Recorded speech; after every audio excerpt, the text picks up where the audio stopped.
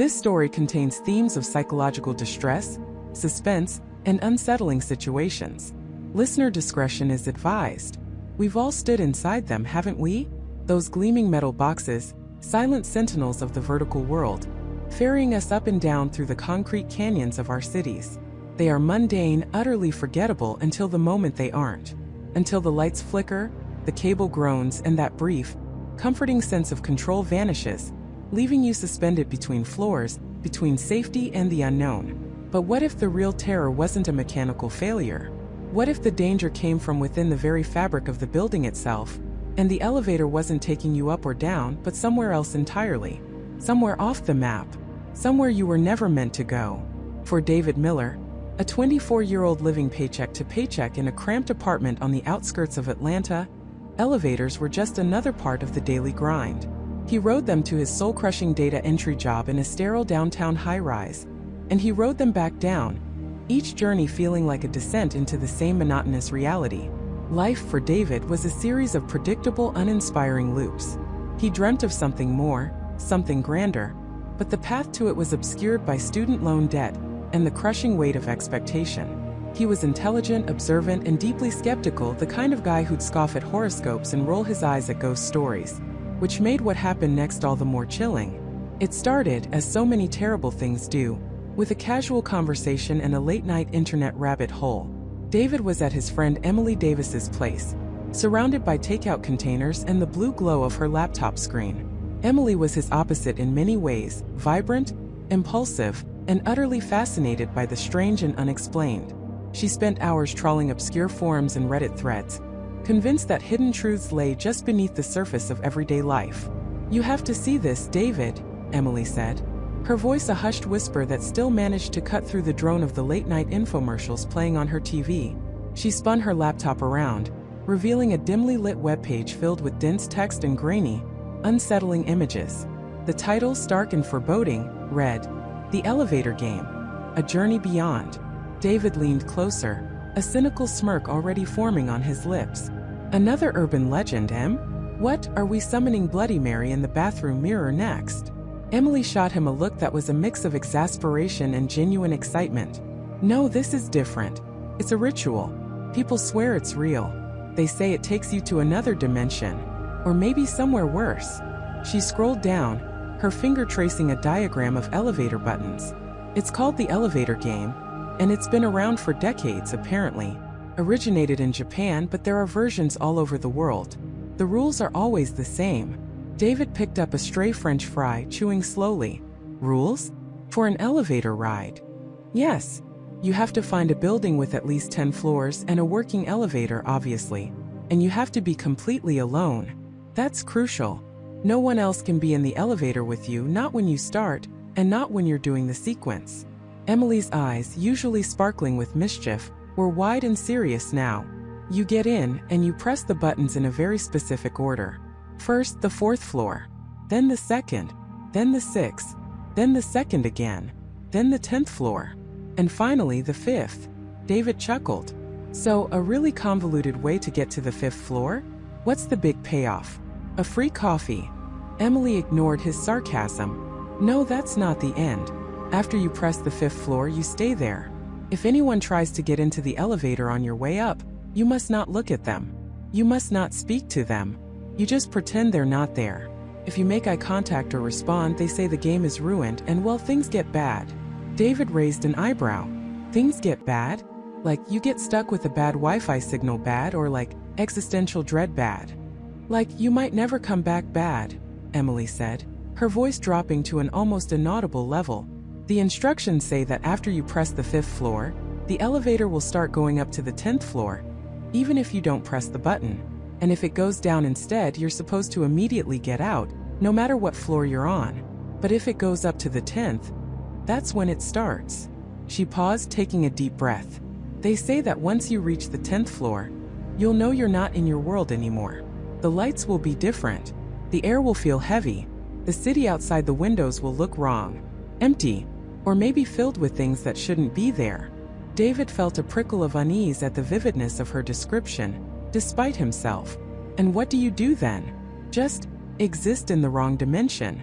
"No," Emily said, her finger hovering over the screen. To return, you have to follow the sequence in reverse. But there's a catch. When you press the first floor button, the elevator won't go down immediately. It will try to go back up to the 10th floor. And if it does, you have to press the first floor button again repeatedly until it finally starts descending. And if, at any point during your attempt to return, that woman from the 5th floor tries to get in again, you must not look at her. You must not speak. You just ignore her. They say she's not human. And if you look, she'll trap you there.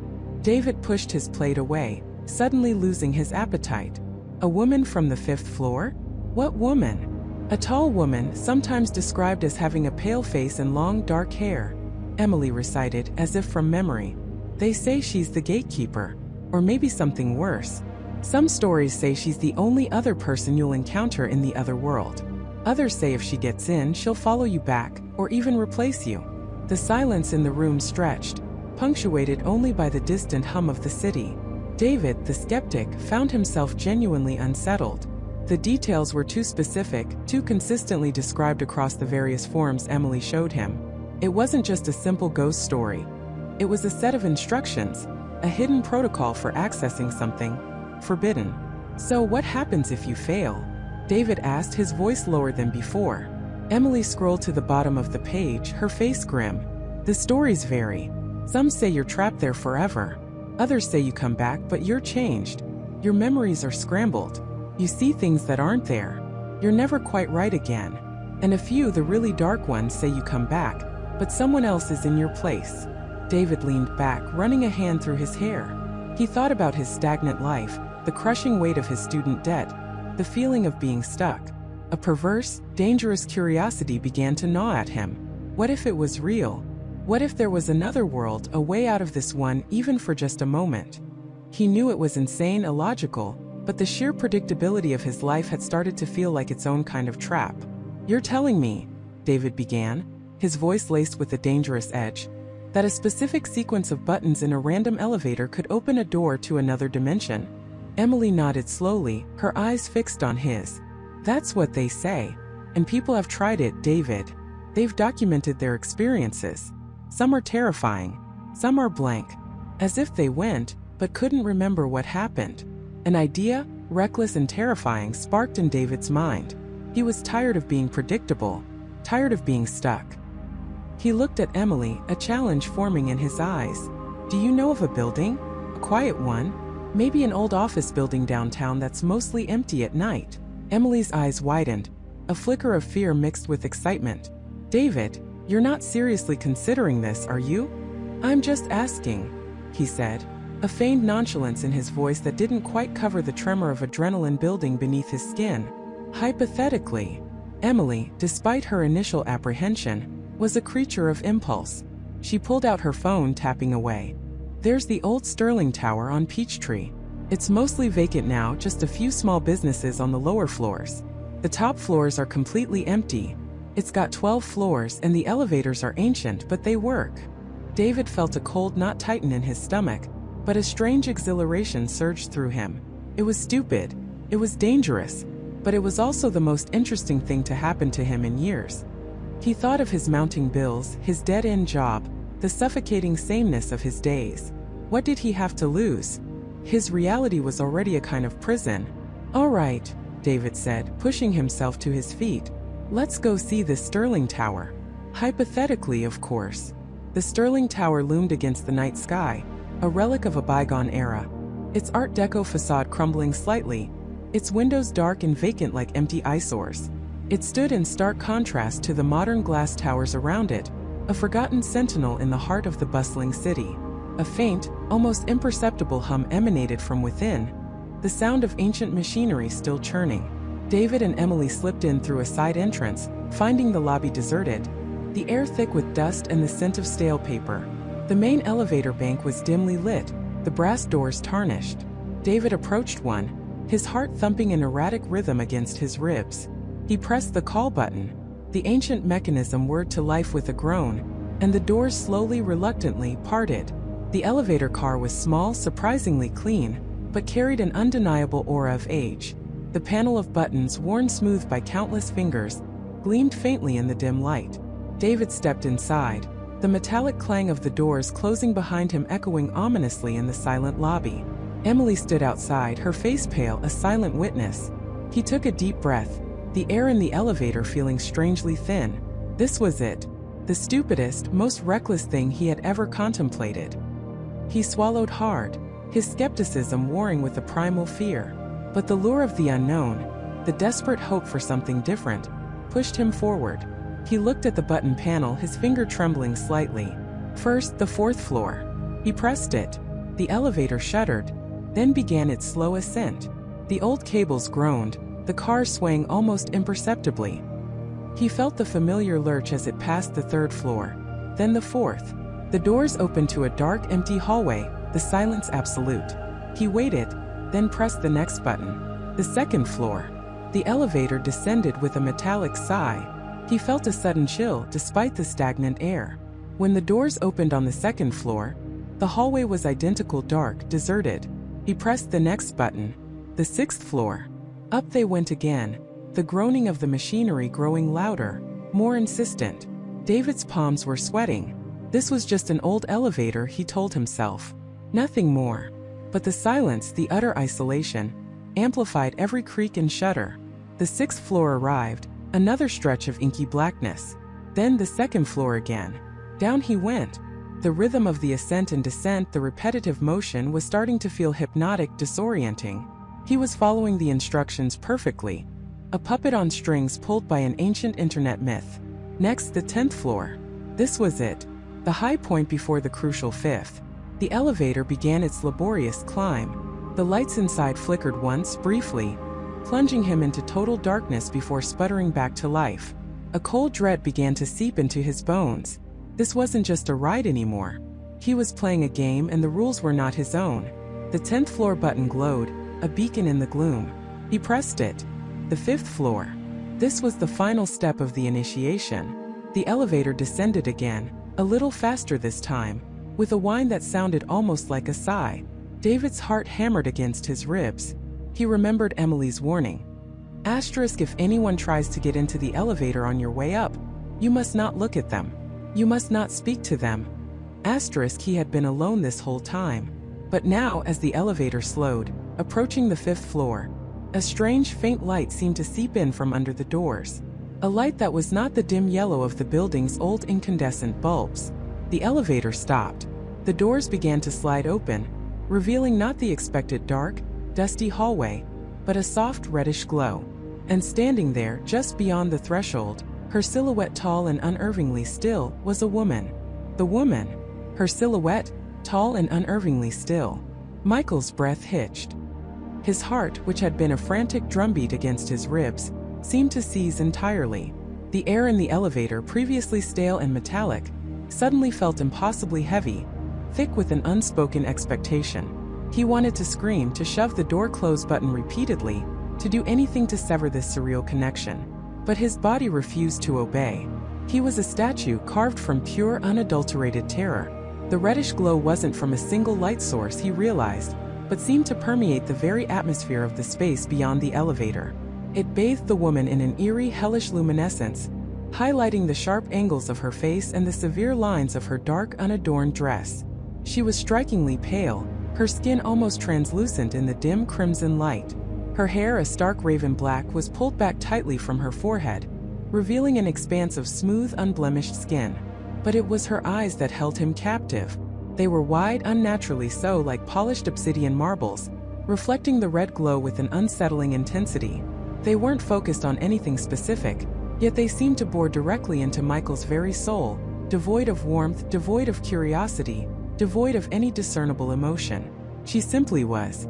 The space she stood in wasn't a typical hallway. The reddish glow revealed walls that weren't plaster or concrete, but appeared to be made of some dark, polished stone, veined with darker, almost black streaks. There were no visible light fixtures, no emergency exit signs, no fire extinguishers, nothing that spoke of a modern building. The floor stretched out, a continuation of the same dark, reflective stone, leading into what looked like an infinitely long corridor that faded into deeper shades of crimson mist. The air that wafted into the elevator car was cold, carrying with it a faint metallic tang, like old blood mixed with dust. And the silence. It wasn't just the absence of sound. It was an oppressive, suffocating silence that seemed to swallow every creak of the old elevator, every rasp of Michael's terrified breathing. It was the silence of a place that had never known life, or had long since forgotten it. Michael swallowed hard, the sound a ragged tear in the profound quiet. His gaze flickered from the woman's unblinking eyes to the strange, archaic architecture, then back to the safety of the elevator's steel interior. His mind, scrambling for a rational explanation, offered nothing. This wasn't a prank. This wasn't a hallucination. The chill that had seeped into his bones was too real, the metallic tang on his tongue too distinct. He felt an overwhelming urge to shrink back, to press himself against the grimy wall of the elevator, to make himself invisible. But the woman made no move. She just stood there, a sentinel guarding the threshold of an unknown world, her gaze unwavering. He tried to speak, but his throat was dry, constricted by fear. A pathetic croak was all that escaped. He cleared his throat, forcing himself to try again. "Hello," he managed, his voice a reedy whisper in the vast stillness. The word felt alien, an intrusion. The woman remained motionless, her expression unchanged. Her eyes, those polished black orbs, simply registered his sound, absorbing it without response. It was as if he were speaking to a particularly lifelike, yet utterly unresponsive sculpture. Then slowly, almost imperceptibly, her head tilted. Just a fraction of an inch, but it was enough to shatter Michael's fragile composure. It was a gesture that implied acknowledgement, yet offered no comfort. It was the movement of a predator observing its prey, a silent invitation to step into its domain. He felt a primal instinct scream at him to run, to escape, to sever this connection. He tried to reach for the door close button again, his fingers trembling, but they felt heavy, unresponsive. It was as if an invisible force held him in place, preventing him from retreating. The woman then lifted her right hand. Her movements were unnervingly fluid, almost graceful, yet utterly devoid of human warmth. Her fingers, long and slender, were tipped with perfectly manicured dark nails. She extended her hand, palm flat, towards the space beyond the elevator, a clear, silent gesture for him to step out.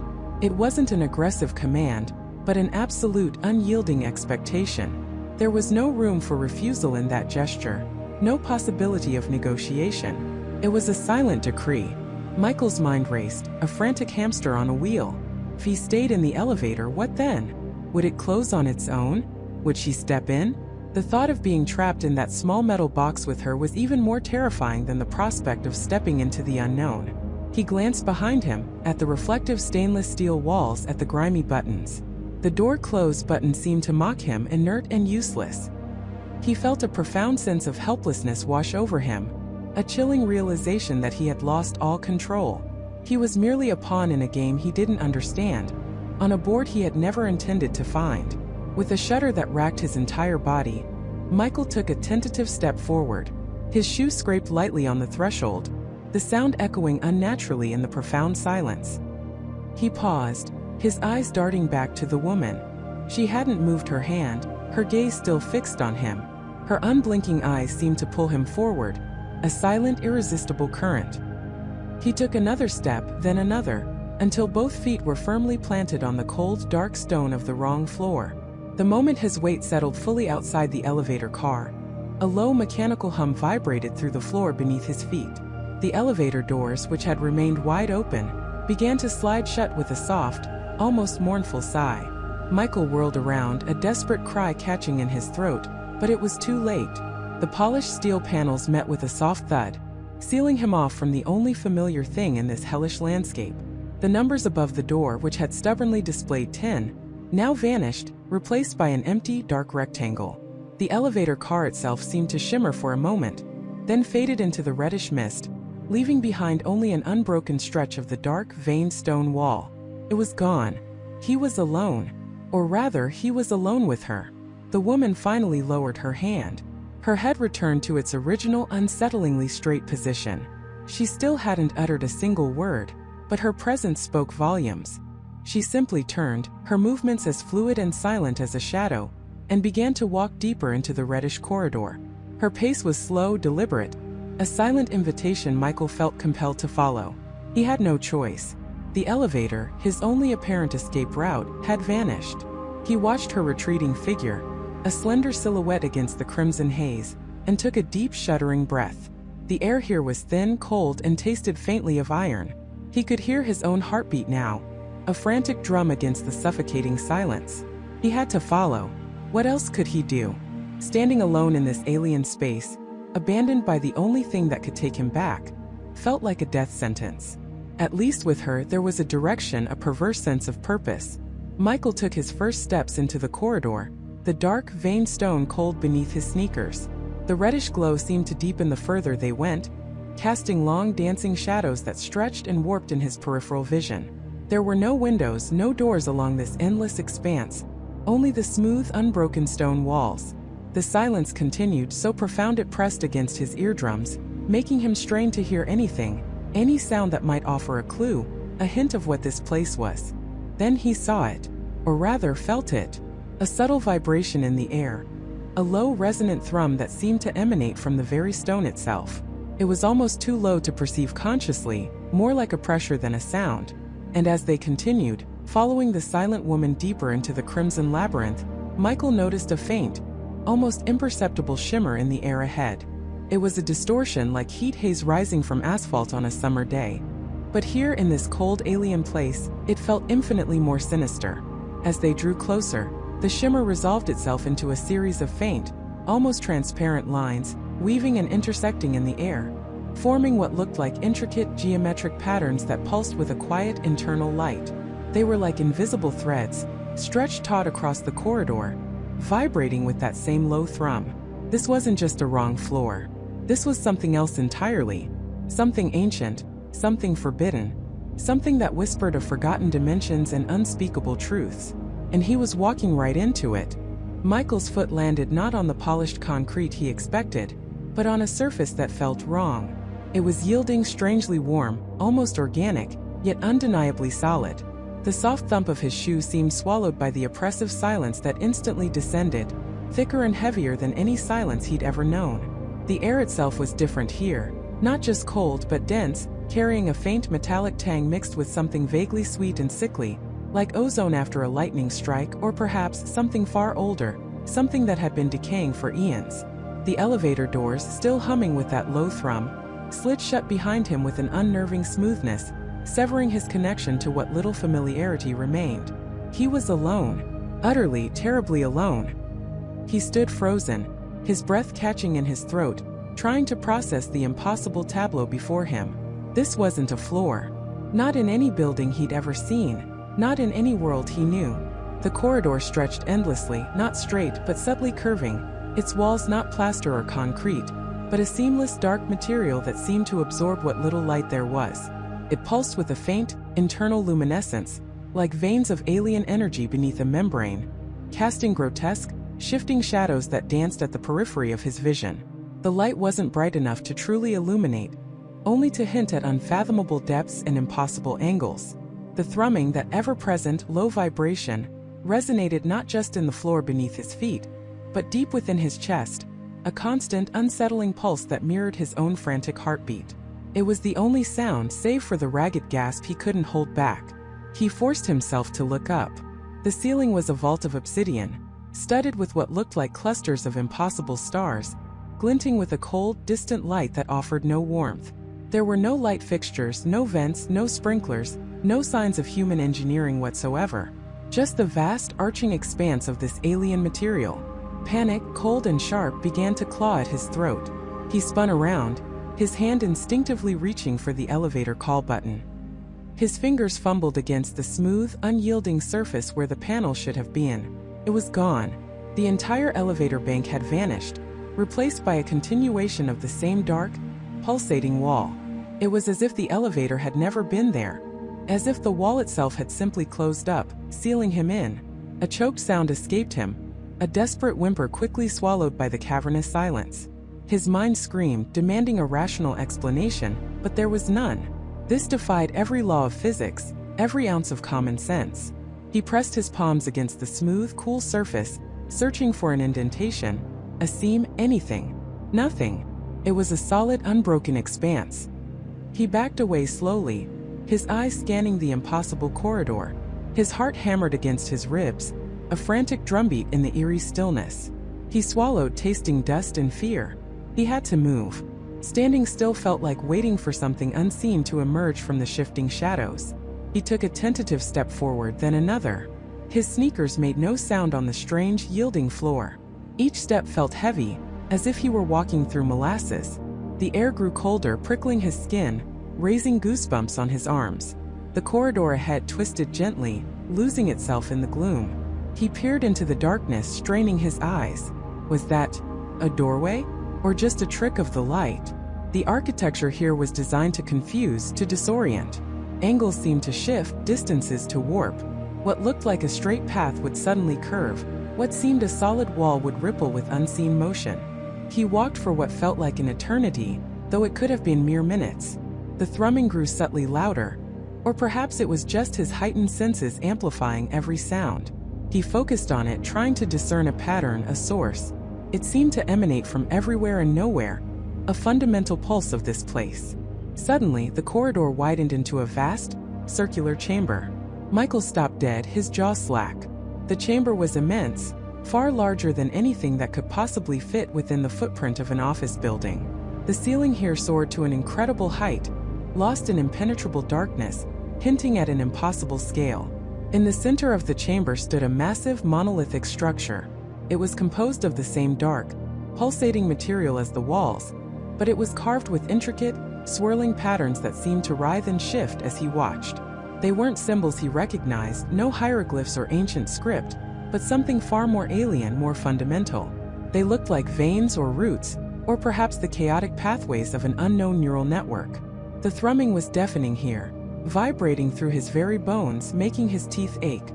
He felt a strange pressure in his ears, like diving deep underwater. His vision blurred at the edges, and for a terrifying moment he thought he might pass out. As his eyes adjusted to the dim, pulsating light, he noticed something else. Scattered around the base of the monolith, almost camouflaged by the dark floor, were shapes. At first, he couldn't make them out, mistaking them for natural outcroppings of the strange material. But as he cautiously approached, his blood ran cold. They were chairs, or what used to be chairs. Not office chairs, but something far more ornate, made of dark, polished wood intricately carved. And they were all facing the monolith, arranged in a semicircle, as if awaiting some grand, terrible performance. But these weren't just chairs. Each one was distorted, warped, as if something immense had crushed them, twisted them. Some were fused into the floor, others broken into jagged splinters. And on one of them, nestled in the shattered remains of what might have been a velvet cushion, was a single tarnished silver locket. Michael's breath hitched. A locket, a human artifact in this impossible place. He bent down, his hand trembling as he reached for it. It was heavy, cold to the touch. He fumbled with the clasp, his fingers clumsy with fear. When it finally sprang open, he saw two tiny faded photographs. One was of a young woman smiling sweetly, her eyes bright with life. The other, an older man, his face etched with kindness, a faint resemblance to the woman in the other picture. His mind raced. Someone had been here. Someone human. And they had left this behind. What had happened to them? Had they played the game too? Had they, like him, stepped onto the wrong floor? The thought sent a fresh wave of terror through him. He looked up from the locket, his gaze sweeping across the desolate chamber, the towering monolith, the broken chairs. The thrumming pulsed, a vast, unseen heartbeat. It wasn't just ancient. It felt alive, sentient, watching him. And then he saw it. On the surface of the monolith, near its base, almost indistinguishable from the swirling patterns, was a faint, shimmering outline. It wasn't carved. It looked like a residual image, a ghostly imprint, glowing with a soft, ethereal light. It was the unmistakable outline of a human hand. And within that outline, etched into the alien material itself, were 5 distinct, deeply scored lines, radiating outwards from where fingers would have been, like claw marks, or a desperate final attempt to leave a message. A chilling realization washed over Michael. This wasn't merely a place of forgotten dimensions. This was a place of sacrifice, a place where others had come, had tried to leave, and had left only these spectral imprints. The thrumming intensified, vibrating through his very eyeballs, threatening to shatter his composure. He felt a profound sense of dread, a primal instinct screaming at him to flee. But where? The elevator was gone. The way back was sealed. He was trapped. And the deeper he looked into the shifting patterns of the monolith, the more he felt as if the patterns themselves were looking back, not with eyes, but with an ancient, unfathomable intelligence that had been waiting for him. Michael's breath hitched, caught in his throat like a shard of ice. His heart, already a frantic drum against his ribs, seemed to stutter, then pound with a new terrifying rhythm, a deafening cacophony that echoed only in his own skull. He wanted to rip his gaze away, to break the insidious connection that was forming, tightening, between his mind and the alien geometry before him. But he couldn't. It was as if invisible tendrils, woven from the very fabric of the shifting patterns, had reached out and latched onto his optic nerves, pulling his consciousness deeper into the obsidian depths of the monolith. The patterns weren't just random anymore. They swirled, coalesced, then fractured and reformed, not in predictable loops, but with an ever-evolving complexity, forming impossible glyphs that seemed to pulse with an inner light, a cold, sterile luminescence that illuminated nothing but itself. He felt a pressure building behind his eyes, a sensation not unlike trying to recall a forgotten dream, but infinitely more intense, more invasive, more wrong. It wasn't just seeing. It was understanding without comprehension, a flood of alien data bypassing his rational mind and seeping directly into his subconscious, rewriting the very landscape of his thoughts. He felt it. The intelligence. It wasn't malicious in a human sense, nor benevolent. It was simply ancient, fast, indifferent, like looking into the void between stars and realizing the void was looking back, not with judgment, but with an endless patient observation that predated the concept of time, predated life as he knew it. He was a speck, an anomaly, a momentary flicker in its eons-long vigil, an insignificant interruption in its cosmic slumber. A profound chill descended, not from the tangible air, but from within his very bones, an existential coldness that made the hairs on his arms stand on end and sent shivers down his spine that had nothing to do with temperature. His muscles tensed, screaming for movement, for flight, for any form of escape, but his body remained rooted, a statue carved from fear and an unseen, irresistible force. He could feel his own sanity fraying at the edges, stretched thin, translucent, by the sheer impossibility of what he was experiencing.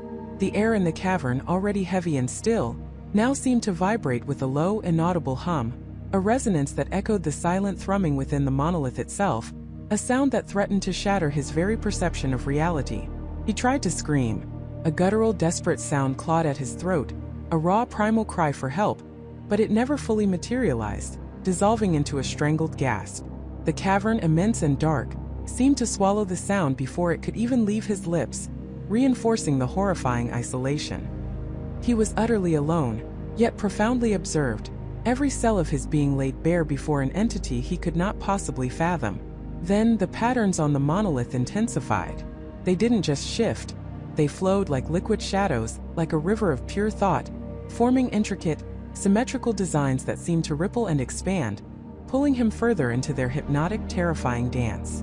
And as they flowed, fragmented images began to flicker at the periphery of his vision, not on the stone, but in his mind, projected directly onto the canvas of his terrified consciousness.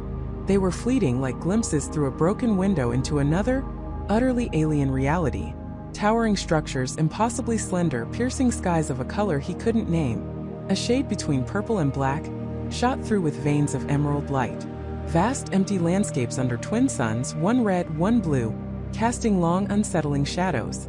Beings of pure light, or perhaps pure shadow, moving with a grace that transcended physical form, leaving trails of starlight in their wake. He saw cities built of sound, oceans of thought, and then, most disturbingly, a fleeting image of a human hand, outstretched, reaching for something just out of frame, its fingers elongated, almost skeletal, adorned with rings of unknown glowing metal. These weren't memories. They were imprints, echoes of something vast and ancient, a cosmic tapestry woven by the intelligence now gazing upon him. It was showing him what? Its history, its domain, or perhaps simply the sheer scale of its existence, a deliberate act of overwhelming his human mind with the infinite, with the truth of his own insignificance. He felt his concept of Earth, of humanity, of everything he knew, shrinking to a microscopic point, irrelevant in the face of this cosmic panorama. A voice, not heard with his ears, but felt directly in the core of his being, resonated. It wasn't a language he recognized, but a pure, unadulterated concept, a wave of information that crashed against the shores of his consciousness, threatening to capsize it completely. It spoke of thresholds, of passages, of a place between places, a crossroads of realities. It spoke of those who sought and those who found. And it spoke of a debt. A debt? Michael's mind reeled, trying desperately to cling to any fragment of logic. What debt? He hadn't asked for this. He hadn't sought this place. He had merely followed the rules of a foolish game, a childish urban legend, a few button presses in a dimly lit elevator. But the cold, implacable concept insisted, cutting through his protests like a laser. Asterisk is seeking initiates a finding. A finding demands a toll. Asterisk. His eyes, wide and unblinking, stung from the prolonged stare, yet he couldn't close them. He felt a burning sensation spread across his skin, as if he were being slowly incinerated from the inside out, or perhaps recalibrated. The air grew thicker, heavier, pressing down on him, making it hard to draw breath, each gasp a struggle against an invisible weight. The darkness beyond the monolith seemed to deepen, becoming an almost tangible presence, a solid wall of nothingness that pressed in from all sides, threatening to crush him. He was no longer just standing. He felt himself being drawn forward, slowly, inexorably, towards the shimmering surface of the monolith. His feet scraped against the rough, cold floor, leaving faint trails in the ancient dust, but he wasn't moving them. It was as if an unseen current had caught him, pulling him ever closer to the source of the ancient intelligence, like a moth to a flame, knowing it would be consumed. His arms, rigid and unyielding, remained at his sides, his fists clenched so tightly his knuckles were white, his fingernails digging painful crescents into his palms. He tried to resist, to push back, to scream no, but his body refused to obey, betraying him to the overwhelming force. The fragmented images intensified, coalescing into a more disturbing vision. He saw a vast, intricate network of what looked like shimmering ethereal pathways, stretching into an endless cosmic void, crisscrossing in impossible geometries. And along these pathways, tiny, almost imperceptible flickers of light, moving slowly, purposefully. Each flicker felt like a soul, a consciousness traversing an unimaginable distance, a cosmic journey without apparent end. He instinctively understood. These were others who had found their way here or been drawn here just like him. And then the most horrifying insight of all. The pathways didn't always lead out.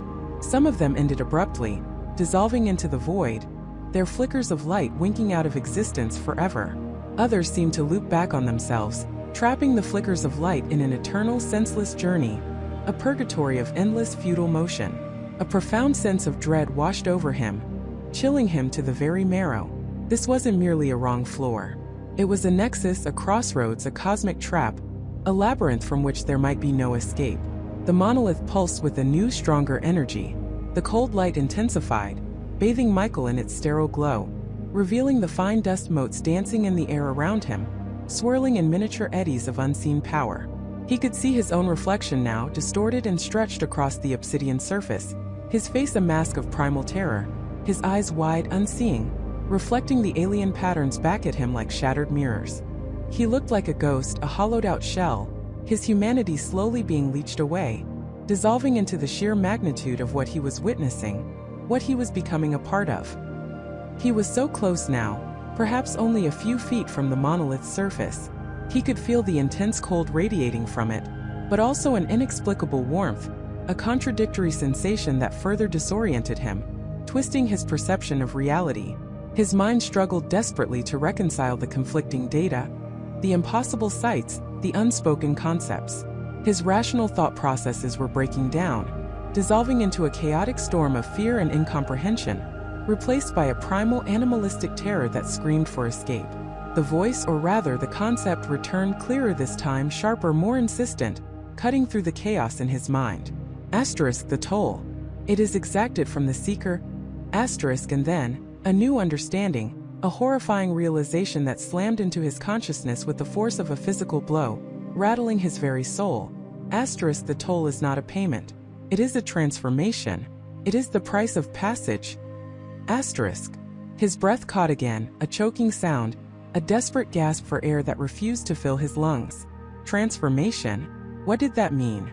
Was he to become one of those flickers of light, lost on an endless, meaningless journey through the cosmic void? Was his very essence to be altered, reshaped, for some incomprehensible purpose, to serve some alien agenda? The thought was more terrifying than death itself.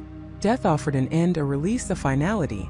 This offered an eternity of something else, something alien, something other. He tried to fight it, to resist the pull with every fiber of his being. He dug his heels into the unseen floor, gritted his teeth until his jaw ached, strained every muscle in his body until they trembled uncontrollably. But it was useless. He was a puppet on invisible strings, drawn relentlessly towards the cold, dark mirror of the monolith, his will utterly subservient to its power.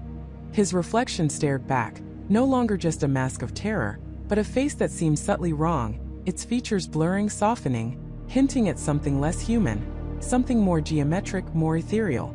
The patterns on the monolith began to swirl counterclockwise, faster and faster, creating a dizzying vortex of light and shadow, a maelstrom of alien energy.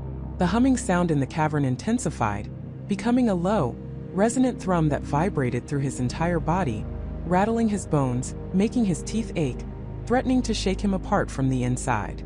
The air crackled with an unseen energy, and he could smell ozone, sharp and metallic, like a lightning strike about to hit. He was reaching the surface now. His fingertips, despite his desperate struggle, were almost brushing the cool, smooth stone. He could see the intricate glyphs up close, impossibly detailed, each line and curve imbued with an ancient, silent power that hummed just beneath the surface. They seemed to writhe, to breathe, to be alive, beckoning him into their depths. And then, just as his fingers were about to make contact, a final, overwhelming concept flooded his mind from the intelligence, clear as a bell, yet utterly devoid of sound. Asterisk, you are not the first. You will not be the last. The game has merely begun. And you, Michael, have just passed the first level. Asterisk. Before he could process the full, chilling implications of that message, before he could scream, before he could even blink, his hand touched the surface.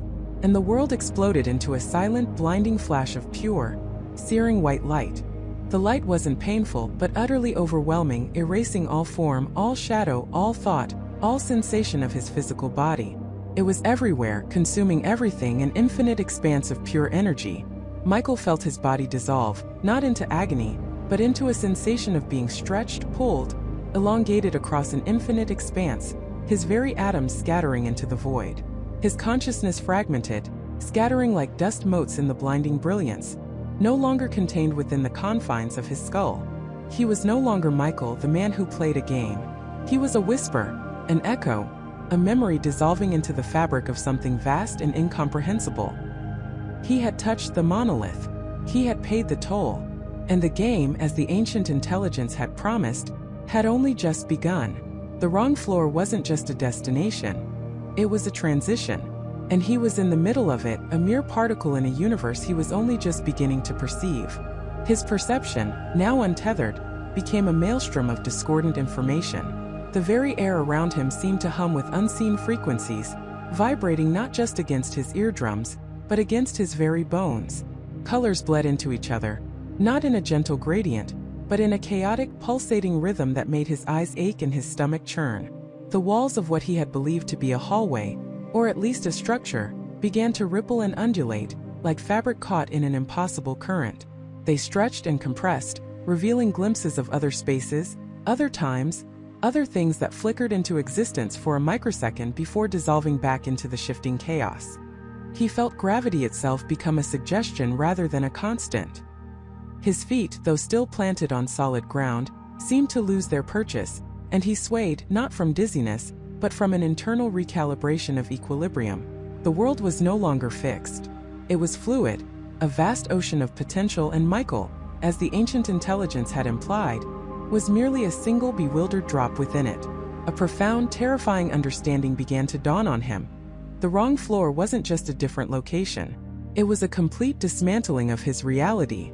A low, resonant thrum began to coalesce from the cacophony, a sound that seemed to originate from within him as much as from the outside.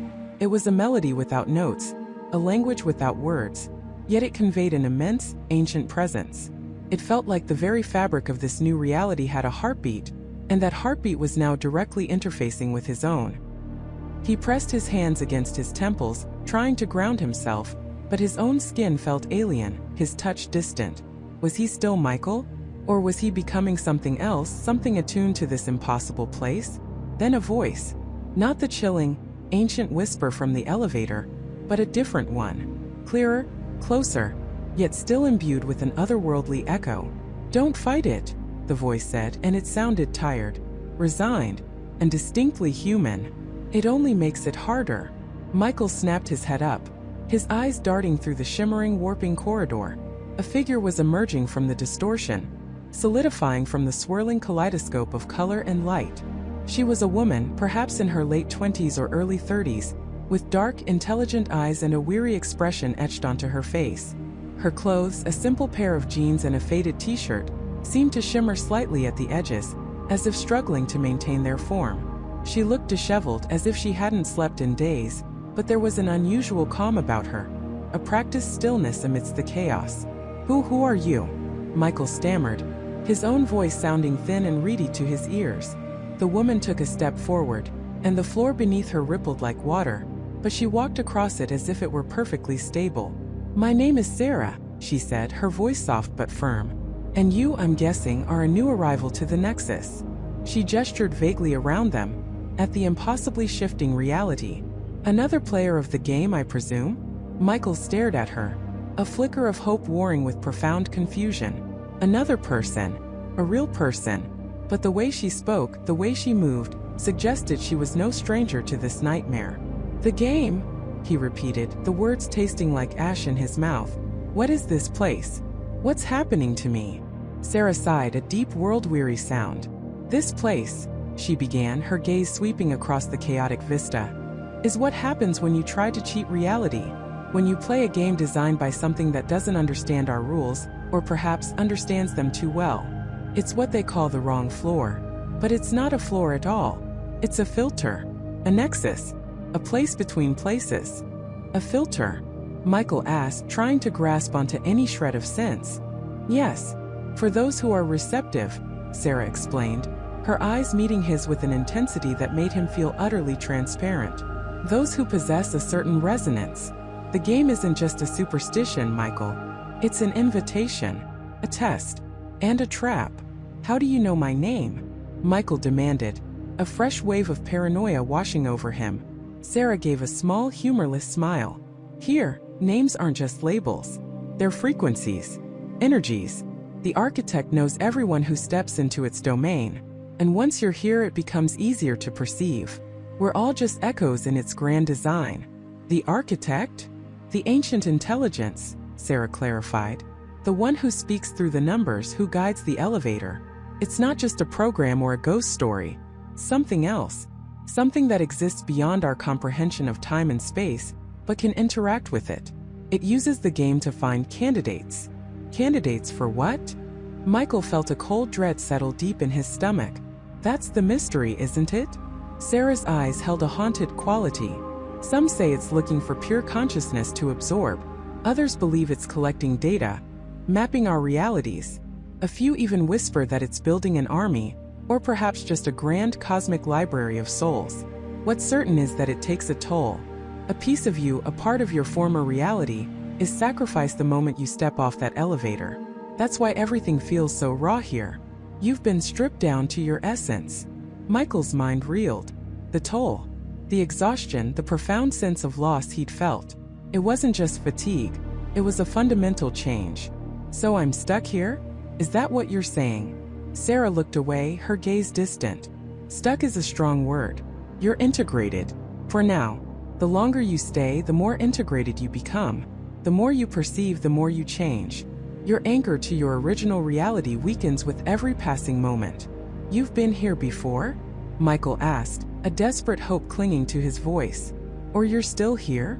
"I've been here for a while," she admitted, her voice dropping to a near whisper. "Long enough to understand some of its rhythms.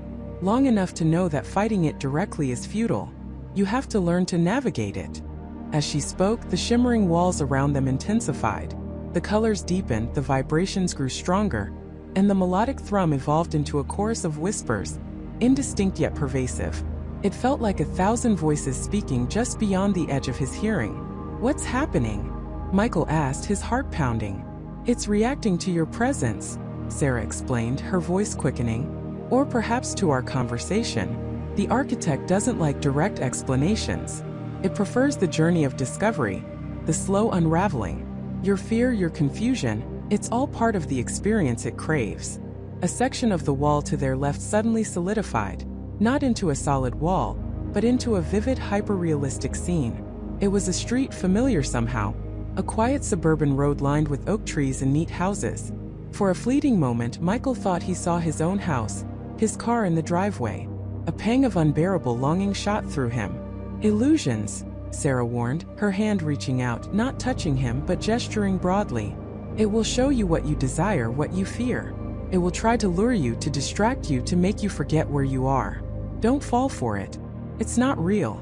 Not in the way you understand real." The scene shifted, becoming a bustling city street, then a serene forest, then a terrifying shadowed landscape filled with indistinct, monstrous forms.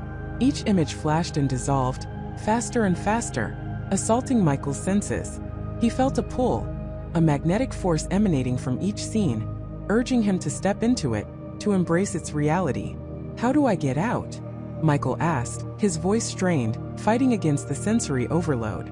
Sarah's eyes, though weary, held a spark of determination. "That's the million-dollar question, isn't it? The elevator won't take you back. Not in the way you arrived. This isn't a place you leave by pressing a button. It's a state you escape by understanding its rules, by finding a door that isn't a door, a key that isn't physical, and by not losing yourself completely in the process." She paused, her gaze fixed on something just beyond Michael's shoulder, her expression hardening. "But first," she said, her voice dropping to a low, urgent tone, "you need to learn to survive here. Because the architect isn't the only thing dwelling in the spaces between.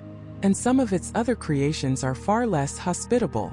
The whispers around them intensified, consolidating into a single guttural moan that seemed to emanate from the very air itself.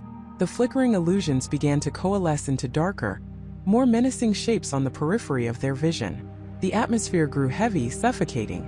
Michael could feel a presence, cold and ancient, drawing closer.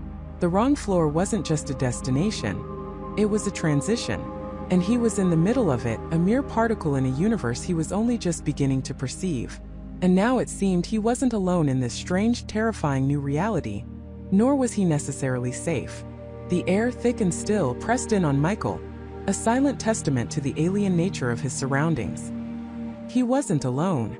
The thought, a cold tendril of dread, snaked through his mind, sharper than any fear he'd felt when the numbers on the panel had dissolved. His eyes darted, straining against the oppressive gloom that seemed to absorb light, rather than reflect it. Every shadow seemed to deepen, to coalesce, to hold a hidden form. He instinctively backed against the cold, unyielding wall of the corridor, his breath catching in his throat, each inhale a shallow, desperate gasp. Then he saw it. Not a sudden apparition, but a slow, almost imperceptible shift in the deepest quadrant of the hallway, where the corridor seemed to stretch into an impossible distance. A faint outline, a silhouette, detached itself from the wall, as if the very darkness had decided to take shape. It was human-like, slender, and utterly still. Michael's heart hammered against his ribs, a frantic drumbeat echoing in the profound silence.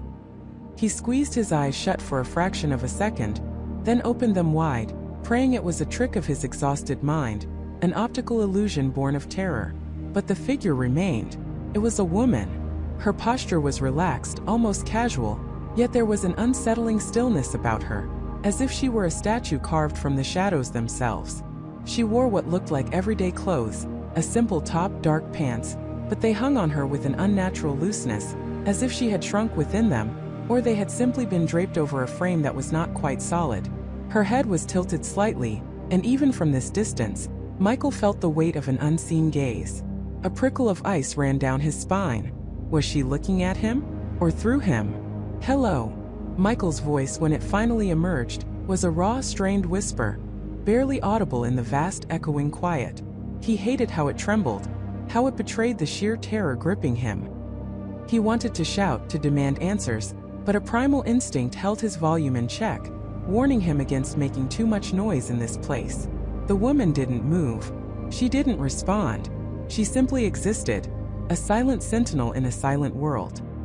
He took a hesitant step forward, then another, his feet dragging against the strangely yielding floor. It felt like walking on packed sand, silent and without resistance, yet utterly firm. Are you real? He tried again, the absurdity of the question not lost on him. Of course she was real. Or was she? Nothing in this place felt real. He was teetering on the edge of a precipice, sanity battling with the impossible. As he drew closer, the faint light, whatever its source, seemed to gather around her, revealing more detail. Her face was pale, almost translucent, and her eyes, though still indistinct, held an unnerving depth. Her hair, a dark cascade, framed a face devoid of expression, yet somehow brimming with an ancient weariness. She was beautiful in a haunting, ethereal way, like a faded photograph come to life. Her lips parted slowly, deliberately, and a sound, soft as a rustle of dry leaves, broke the silence. "Real enough," she said, her voice a low melodic whisper that seemed to resonate from the very fabric of the hallway. It was calm, devoid of fear or surprise, as if she had been expecting him. "For now." Michael froze, a fresh wave of dread washing over him. What do you mean, for now?" he stammered, his mind racing, trying to process this impossible encounter. "Where are we? Who are you?" The woman took a step, then another, gliding towards him with an effortless grace that was profoundly unsettling. Her movements were too smooth, too fluid, like a ripple in water. "My name is Sarah," she offered, her gaze finally locking with his. Her eyes were not empty as he'd first thought, but filled with a profound, almost sorrowful knowing. "And this is a place between places. A layover. A waiting room." "A waiting room?" Michael repeated, bewildered. "For what?" I was playing a game. The elevator game. I just want to go home." He heard the desperation in his own voice, the raw plea for normalcy. Sarah stopped a few feet from him, close enough for him to see the faint, almost imperceptible lines of worry etched around her eyes, despite her otherwise placid expression. "Many come here from that game," she said, a hint of something unreadable in her tone. "They all want to go home. Few ever do. Not in the way they expect, at least." The words hung in the air, heavy with unspoken implications. Michael felt a cold knot tighten in his stomach. "What are you talking about? What happens to them?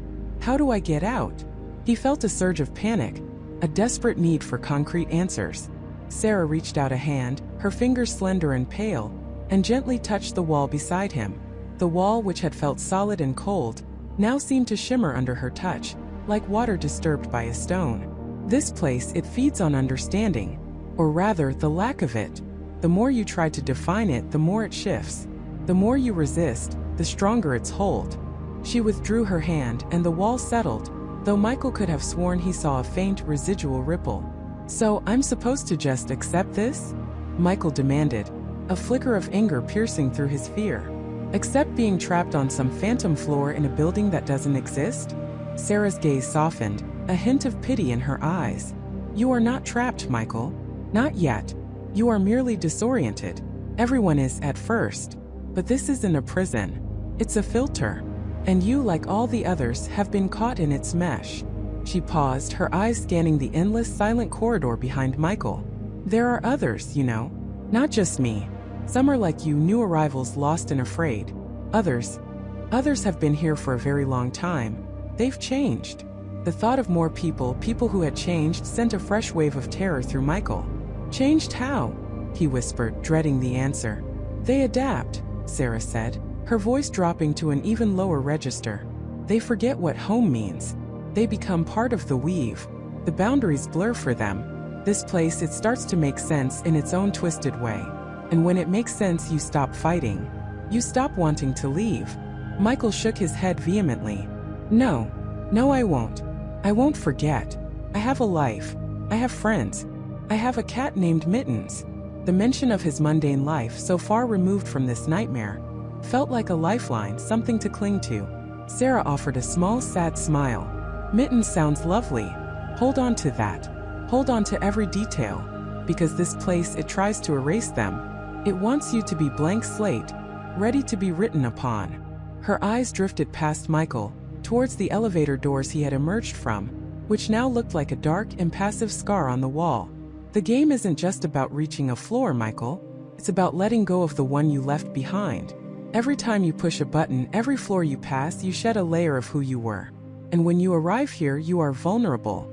Open. Michael felt a chill that had nothing to do with the temperature of the corridor. Her words painted a terrifying picture, not of physical danger, but of a slow, insidious erosion of self. He looked at Sarah, truly looked at her, and saw not just a person but a testament to her own words. Her calm, her resignation, the way she moved as if she were a part of the environment itself. Had she been here for a very long time? Had she too begun to forget? Is there a way out, Sarah? He asked, his voice raw with a desperate plea. A real way. Back to my world. She turned her gaze back to him, her eyes holding a faint, distant glimmer of something akin to hope, or perhaps just memory. There's always a way out, Michael, but the path is not what you expect. And the cost is always higher than you imagine. You must understand this place, not with your mind but with something deeper. You must find the seam, the thread that unravels it all. But be warned, she leaned in slightly, her voice dropping to a near inaudible whisper. The other residents, they don't always want you to leave. Some of them, they don't want the filter disturbed. Before Michael could ask what she meant, a faint, almost imperceptible hum vibrated through the floor. A sound so subtle he almost missed it. It was like the distant thrum of a great unseen machine, deep within the building's impossible core.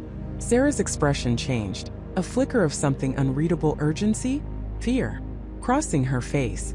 Listen, she murmured, her eyes wide, scanning the vast, dark expanse of the corridor. It's starting. The shift. Things will become clearer. Or perhaps more confusing. Her gaze found Michael's, intense and unwavering. You must choose, Michael. Stay here and perhaps find a way to navigate this place. Or try to find the next elevator. But be careful. Each button you press takes you further from home, and deeper into whatever this truly is. The humming intensified, a low resonant throb that seemed to vibrate in Michael's very bones. The distant shadows at the end of the corridor seemed to writhe, elongating and contracting, as if the hallway itself were breathing. Sarah's form seemed to waver for a moment, her edges blurring before solidifying again. Michael felt a profound sense of disorientation, as if the floor beneath him were tilting, the air around him thickening. This wasn't just a strange floor. It was a living, breathing entity, and it was waking up. And Sarah's warning about the other residents echoed in his ears, a chilling premonition of new, unseen dangers lurking in the shifting darkness. The air itself seemed to grow heavy, a viscous quality pressing in from all sides, making it hard to draw a full breath. The floor beneath David's feet was no longer merely uneven. It undulated, a slow, deliberate heave that felt like the expansion and contraction of some colossal, unseen lung. A low, guttural thrum resonated through the soles of his shoes, a sound that wasn't quite a vibration, more like a deeply embedded hum that permeated his bones. The distant, mocking laughter from before had ceased, replaced by this profound, unsettling quiet, punctuated only by the creaking and groaning of the building itself, sounds that now felt disturbingly organic. He stumbled, catching himself against a wall that felt surprisingly soft, almost spongy beneath his trembling hand. It seemed to absorb the light, sucking away the already dim glow from the emergency exit sign that still stubbornly flickered. Panic, cold and sharp, began to claw at his throat. This wasn't just a physical space anymore, it was reacting to him, or perhaps simply reacting. It was alive. David pushed away from the wall, his eyes darting around the corridor. The doors, once uniform and sterile, now seemed to ripple, their surfaces subtly shifting, the numbers etched into them blurring and reforming into indecipherable symbols. The very architecture was in flux. He could almost feel the pressure building, a palpable sense of anticipation. And then he heard it. A whisper. Not a single voice, but a chorus of faint, breathy exhalations, like secrets shared just beyond the threshold of hearing. It seemed to emanate from the walls themselves, from the air, from everywhere and nowhere all at once. It was formless, without words, yet it conveyed a profound sense of sorrow and longing. Hello. David's voice came out as a pathetic croak, swallowed almost instantly by the oppressive silence that followed. He felt utterly exposed, a lone intruder in a place that had suddenly decided to reveal its true, horrifying nature.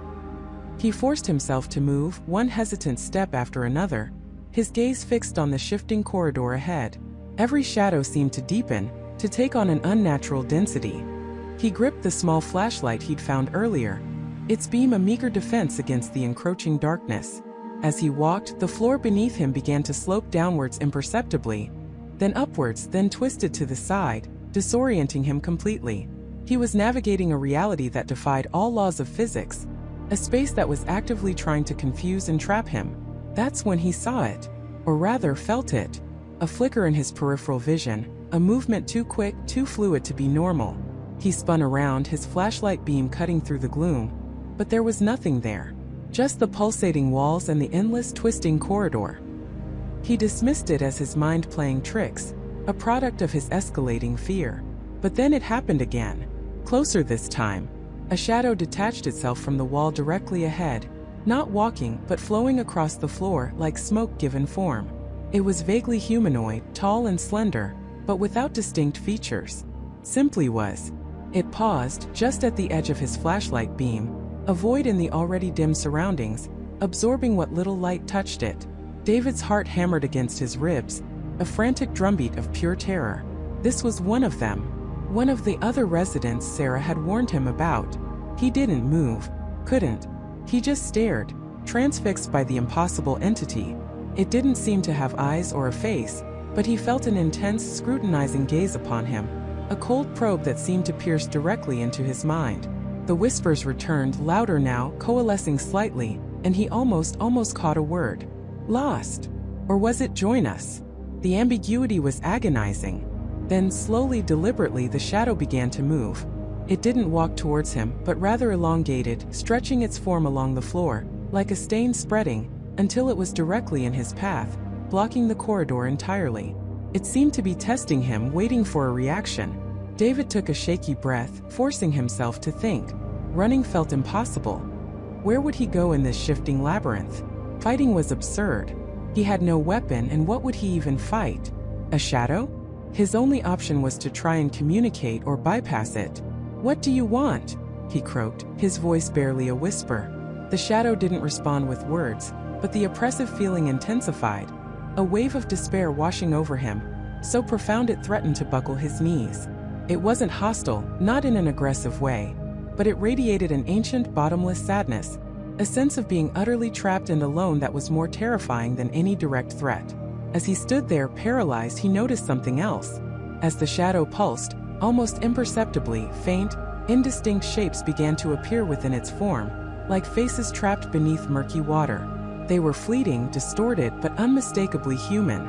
Eyes, mouths agape in silent screams, hands reaching out. They seemed to be trying to break free, or perhaps trying to pull him in.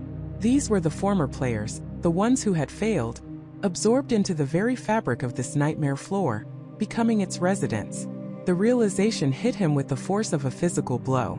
This wasn't just a place where people got lost, it was a place where people became the place. They were the building, the whispers, the shifting walls.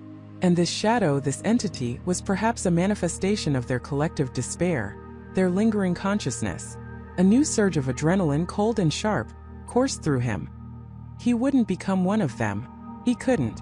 He had to keep moving, had to find a way out no matter what. Gathering every ounce of courage he possessed, David took a step forward, not directly at the shadow, but towards the wall on its left, hoping to squeeze past. As he moved, the shadow reacted, not lunging but swelling, expanding rapidly, its edges blurring, threatening to engulf him.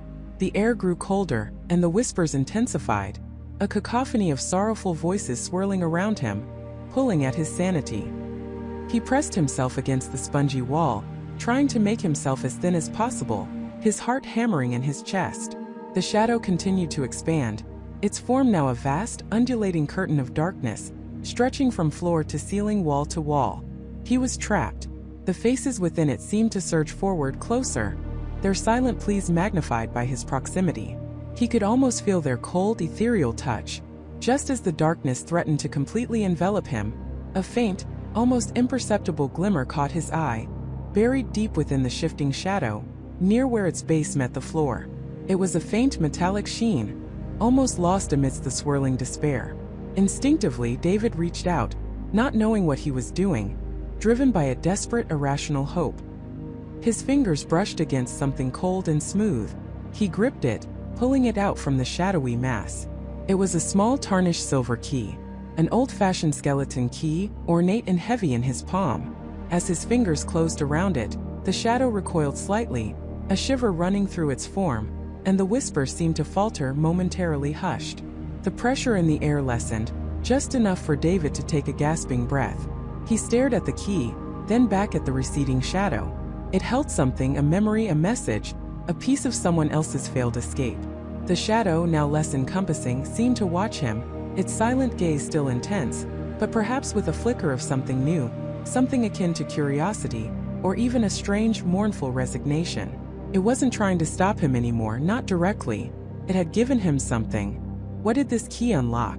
Was it a way out? Or was it a new trap? A deeper descent into the madness of this place? David clutched the key. Its cold metal a small anchor in the surging tide of unreality. He didn't know, but he knew one thing. This wasn't the end. This was just the beginning of a different kind of game. A game where the currency wasn't just his sanity, but his very essence. And the other residents, the lost souls trapped within the walls, were now his unwilling guides, or perhaps his final warning. He had to understand what the key meant, and quickly, before the floor and its spectral inhabitants decided to reclaim what it had momentarily relinquished. The ornate brass key, clutched in Michael's trembling hand, felt impossibly heavy. It wasn't just metal. It was a weight of forgotten secrets, a promise of answers, or perhaps a deeper descent. It was old, aged by time and grime, its surface intricately etched with a stylized M. Not a simple initial, but a symbol that twisted and intertwined like the roots of an ancient tree. The whispers around him intensified, a low guttural hum that vibrated through the very floor beneath his feet, urging him, pulling him. They were no longer just a chaotic chorus. They were a current flowing towards something specific. He took a tentative step down the long, desolate corridor. The air was thick, heavy with the scent of dust and something else, something metallic and faintly sweet, like old blood. Shadows danced in the periphery of his vision, not from any light source, but from the shifting, almost liquid darkness that clung to the walls. Each door he passed was a mute, unblinking eye, some ajar to reveal yawning blackness, others tightly sealed as if guarding unspeakable truths. He tried the key on a few, a desperate, irrational hope fluttering in his chest, but it refused to turn, refused to even slide into the locks. The whispers seemed to mock his efforts, a collective sigh of disappointment that made the hairs on his arms stand on end. "Tell me," he rasped, his voice hoarse, barely audible above the spectral din, "what does it open?" The response was not words, but a sudden piercing chill that shot through his chest, guiding him with an invisible hand. The oppressive weight in the air grew heavier, pushing him forward, deeper into the labyrinthine corridor. He felt as if he were walking through water, each step requiring immense effort, the floor itself subtly undulating beneath his feet. The M on the key seemed to pulse with a faint, internal light, a beacon in the encroaching gloom. He followed the sensation, the whispers growing from a hum to a roar, 1,000 voices screaming just beyond the veil of his understanding. Then he saw it. At the very end of the corridor, where the darkness seemed to congeal into an impenetrable wall, stood a door unlike any other. It was grander, more imposing, crafted from dark, heavy wood, adorned with tarnished brass panels and an intricate, almost gothic knocker shaped like a coiled serpent. It looked out of place, a relic from a different era, a portal to another dimension hidden within this decaying shell of a building. The M symbol on the key now glowed faintly, resonating with a matching, faded emblem carved into the door's surface. This was it. This was what the whispers had been leading him to, what the key was meant for. His heart hammered against his ribs, a frantic drumbeat in the suffocating silence that had suddenly descended, the whispers receding to a barely perceptible murmur. He raised the key, his hand shaking so violently he almost dropped it. The lock was a masterpiece of old-world craftsmanship, intricate and robust. He slid the key in. It clicked, a sharp metallic sound that echoed through the unnatural stillness, impossibly loud. He turned the key. The tumblers shifted with a series of heavy, grating thuds, followed by a final resounding thunk. The door was unlocked. Taking a deep, shuddering breath, Michael pushed. The heavy wood groaned in protest, grinding against the floor as it slowly swung inward, revealing not a dark void but a room. A large, circular room, bathed in an eerie diffused light that seemed to emanate from nowhere and everywhere at once. It wasn't an apartment or an office or anything he could immediately categorize. It was a study perhaps, or a library, but twisted, unsettling. Dust motes danced in the strange light, swirling like miniature galaxies. Shelves lined the curved walls filled with ancient, leather-bound books and strange, forgotten artifacts, compasses that pointed nowhere, globes depicting continents that didn't exist, intricate clockwork mechanisms frozen in time. In the center of the room stood a massive, ornate desk, its surface buried under stacks of papers, maps, and even more books, all covered in a thick layer of undisturbed dust. A single, high-backed chair sat behind it, as if its occupant had just stepped away, moments before time stopped. The air in here was different too, colder, yet charged with a palpable energy, like the calm before a storm. The whispers, though faint, were back, weaving through the silence, no longer urgent but curious, expectant. Michael stepped inside, the heavy door swinging shut behind him with a soft click that felt strangely final. He was trapped, or perhaps finally he was home. His gaze fell upon the desk. A single leather-bound journal lay open amidst the clutter, its pages yellowed and brittle. It looked newer than everything else, its cover less encrusted with dust, as if someone had been reading it very recently. With a growing sense of dread and excitement, Michael approached, his footsteps muffled by the thick, unseen carpet of dust. He reached out, his fingers brushing against the cold leather. He picked it up. The first legible words on the page sent a jolt through him, a cold spike of recognition. October 17th. The building is alive. It knows I'm here. It's playing with me. The handwriting was elegant, yet frantic, the ink smudged in places as if by tears or sweat. He flipped to the first page, his eyes scanning rapidly. The journal belonged to someone named Eleanor Vance, an architect, according to an early entry, obsessed with the building's history, its unique structural anomalies, and the urban legends surrounding it. She had come here just like him, drawn by the whispers, by the allure of the unknown. Her entries chronicled a descent into paranoia, a horrifying realization.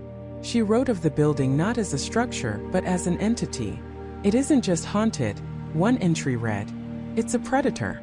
The elevator game isn't a game at all. It's a lure, a carefully orchestrated ritual to draw in those with a certain resonance, those who seek answers, those who are already lost. It collects us. Michael's blood ran cold. Collects us. Eleanor detailed her own terrifying experiences. The shifting floors, the spectral inhabitants, the growing sense of being watched, consumed. She had discovered the wrong floor was not merely a mistake, but a deliberate destination. This floor, she had written, is the processing chamber, where it strips away your will, your memories, your very essence, to feed its insatiable hunger. We are not ghosts trapped in the walls. We become the walls. We become the whispers. He flipped further, his eyes devouring the words. Eleanor had been searching for a way out, a weakness in the building's malevolent design. She had found the key, his key, and understood its significance. The master key, she called it. Not a key to escape, but a key to understanding. It unlocks the heart of its deception. It unlocks the control mechanism, the nexus of its power. He looked at the key in his hand, then back at the journal. Eleanor believed the building wasn't just a random trap. It was a carefully designed system built by someone or something with an intimate knowledge of the occult, of architectural alchemy. She theorized that the building was a soul engine, a perpetual motion machine fueled by the despair and fear of those it trapped. Her entries became more erratic, more desperate. She had found blueprints, ancient schematics hidden within the desk itself, detailing a complex network of conduits and chambers, all leading to a central core. She'd made a crude drawing, a diagram that depicted a specific point within the building, marked with the same stylized symbol as on the key. This symbol, she posited, was not just an initial, but a sigil, a binding rune that held the building's power. It was the key to its control, or perhaps its destruction. I believe, Eleanor's final entry read, scrawled almost illegibly across the page, that the wrong floor is designed to make us lose hope, to break our spirit. But if the master key opens the way to the nexus, perhaps there is a way to reverse the flow, to sever the connection. I will try. I will try to find the heart.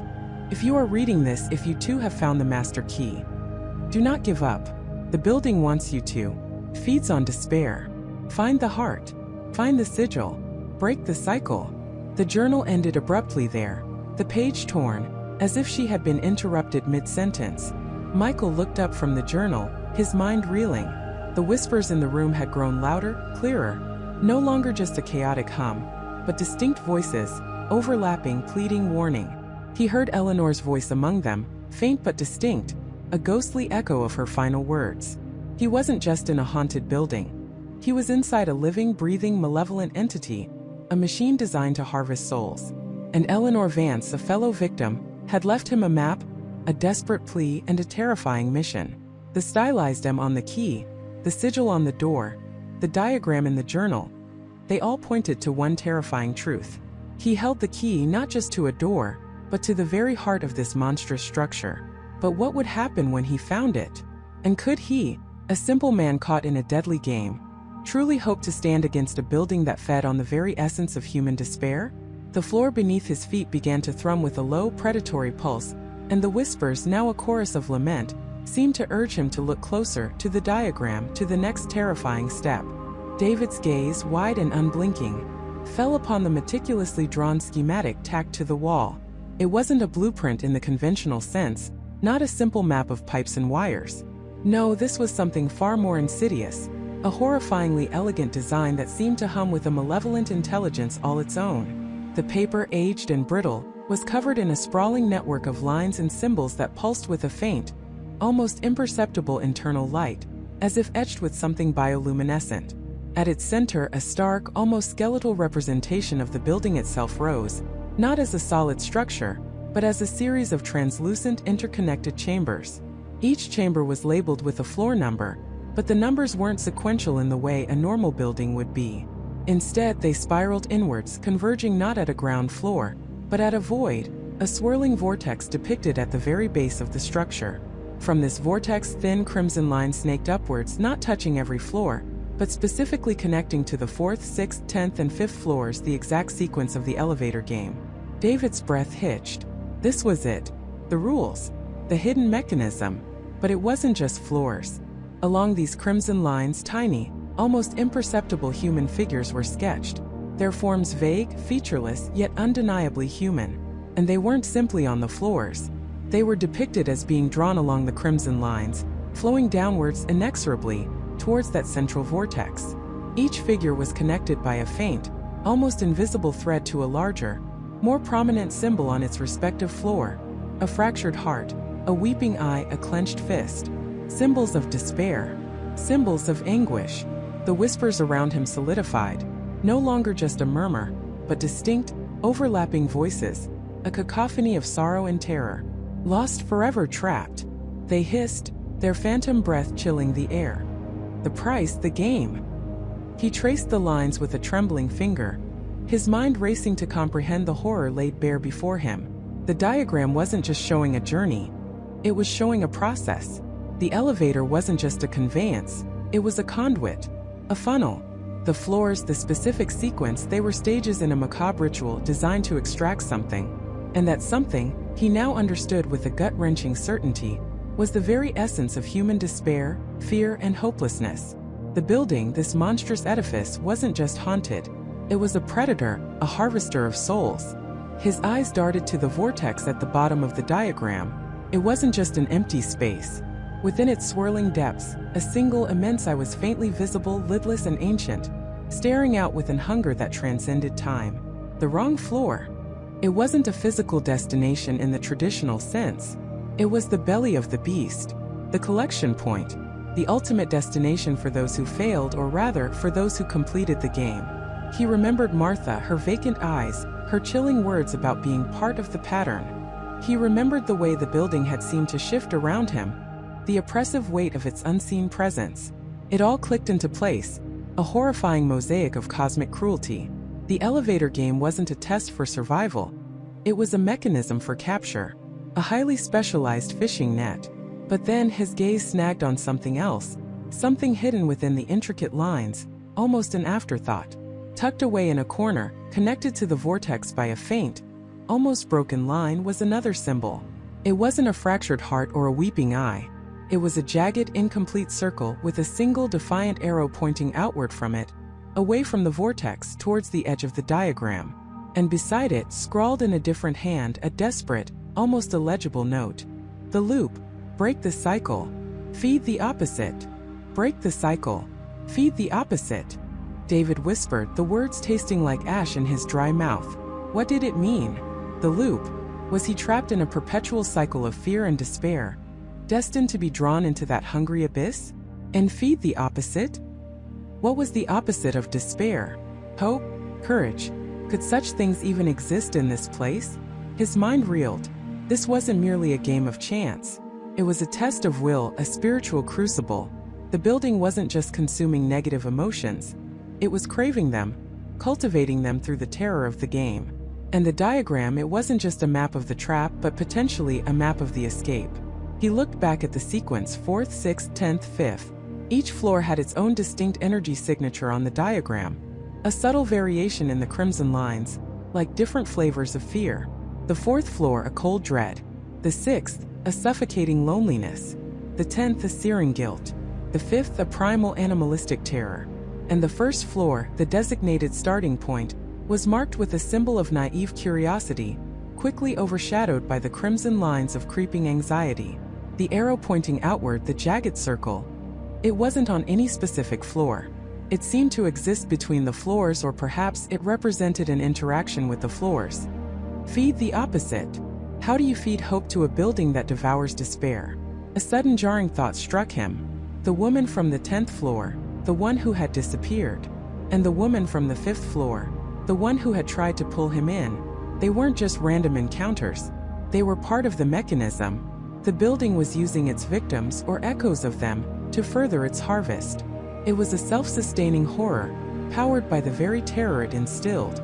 He realized the diagram wasn't just showing the mechanism of the game, but also the counter-mechanism. The next terrifying step wasn't about continuing the game as instructed. It was about disrupting it. He reread the cryptic note. The loop. Break the cycle. Feed the opposite. The cycle was the elevator moving through the sequence, drawing in despair. To break it, he couldn't just stop the game. He had to reverse its flow, or infuse it with something alien to its nature. He looked at the jagged circle again.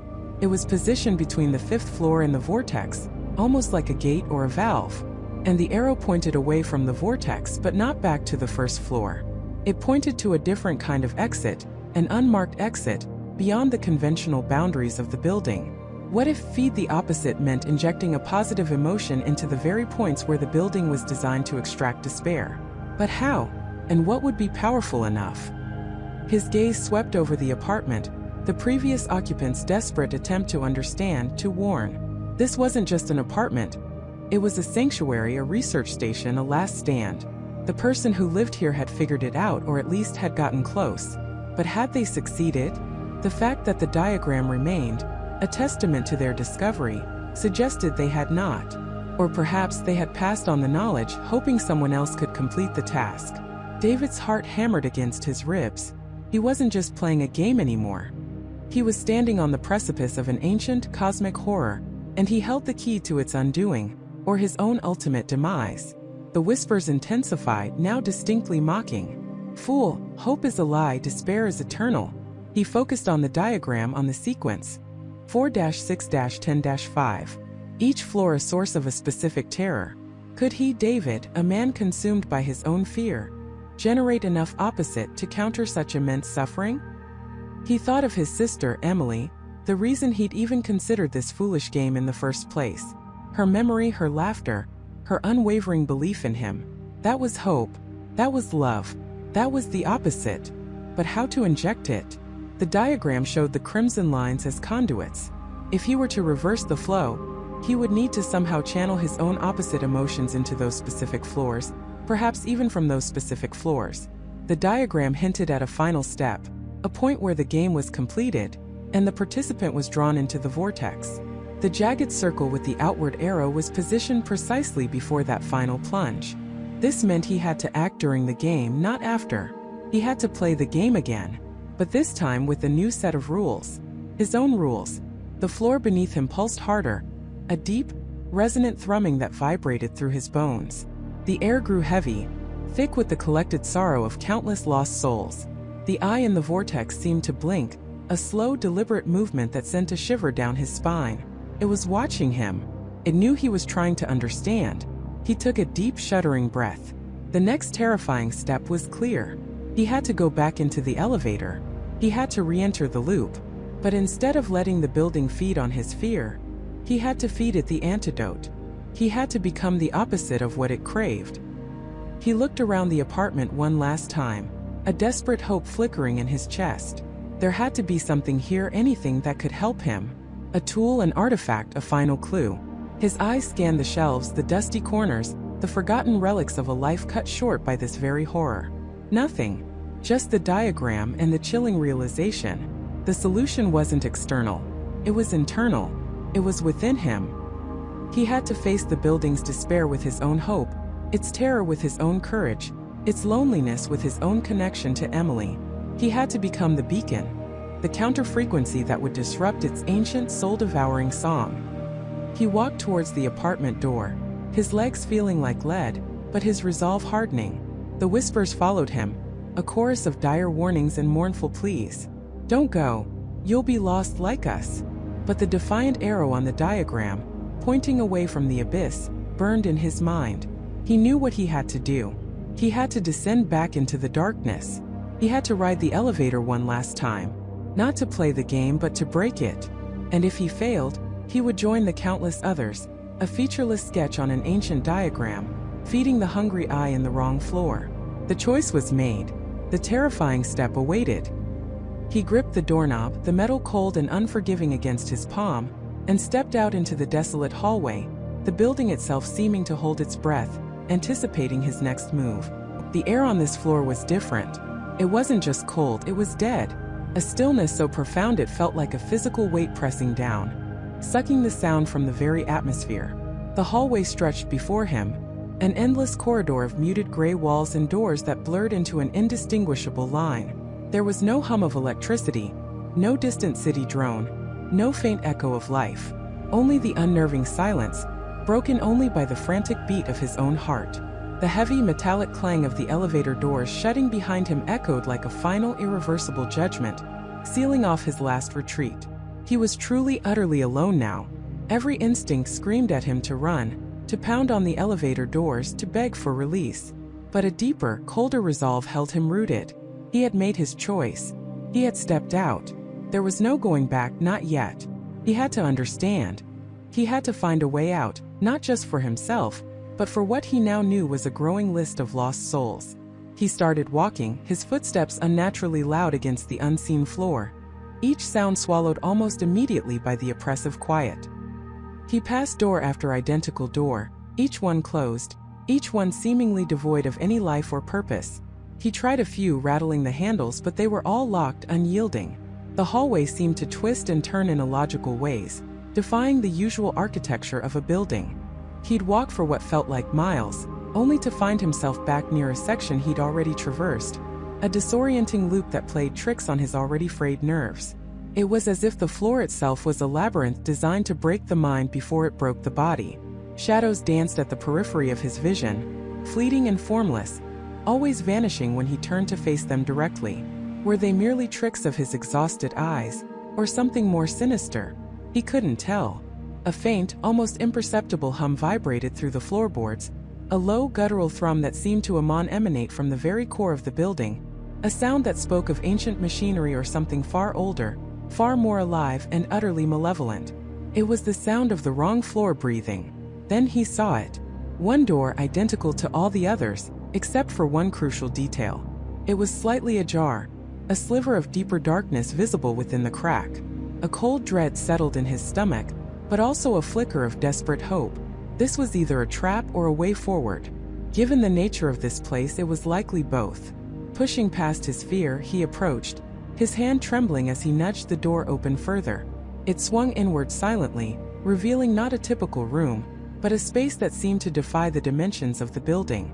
It was larger than it should have been, a cavernous chamber with walls that receded into gloom, illuminated by an eerie, pulsating light that seemed to emanate from nowhere and everywhere at once. The air inside was even colder, carrying a faint metallic scent, like old blood or forgotten memories. And then he saw them. Arranged on a low, stone-like pedestal in the center of the room were objects. Not random debris, but items that instantly seized his breath and froze his blood. There was a delicate silver locket, its surface tarnished but still recognizable, engraved with the initial J. Jessica's locket. The one she always wore. The one he'd noticed glinting beneath her collar when they'd first met. Beside it lay a worn leather-bound notebook, its pages dog-eared and filled with what looked like intricate sketches in illegible handwriting. David's notebook. The one he'd always carried, filled with his architectural designs and abstract doodles.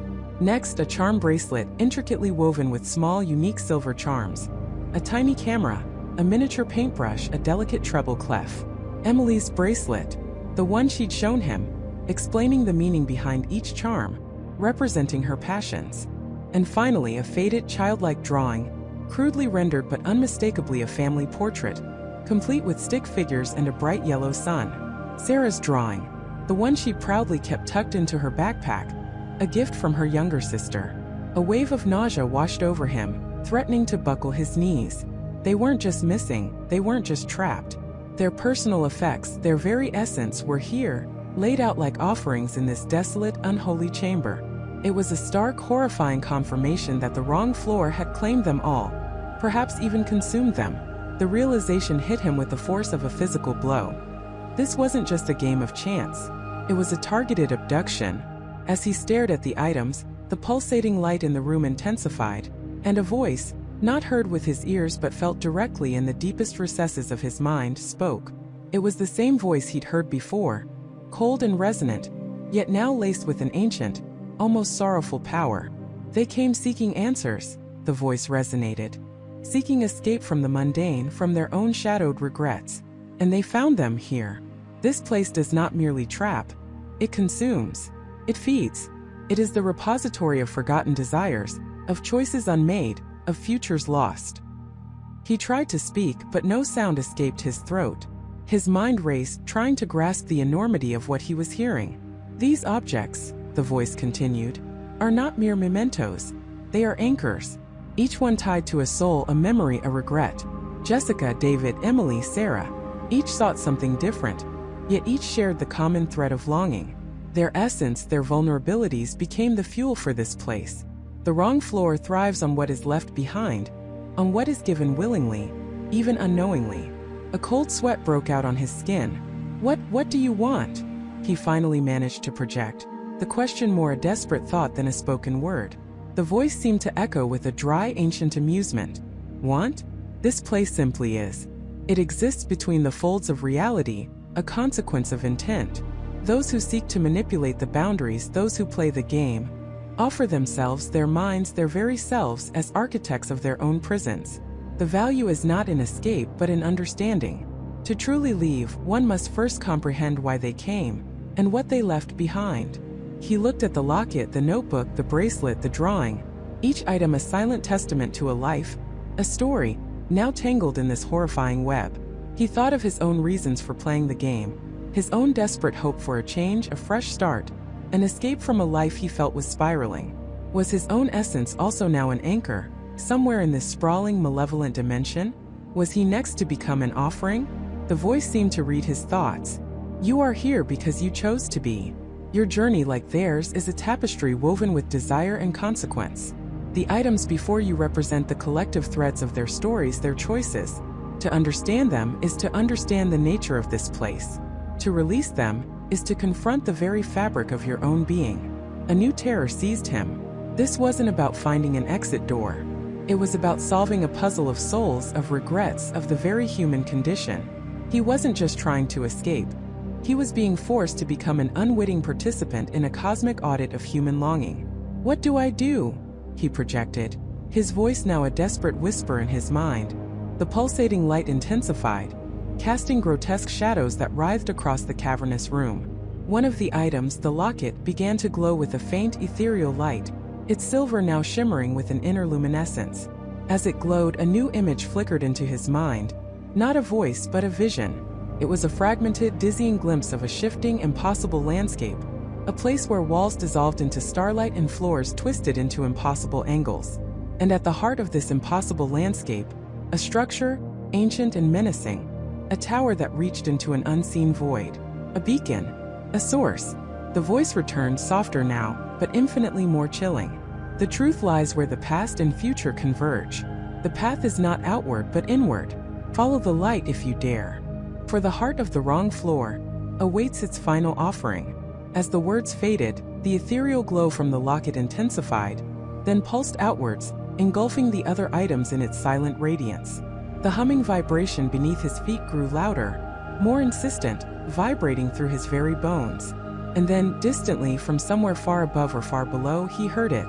The unmistakable, chilling ding of an elevator bell. Not his elevator.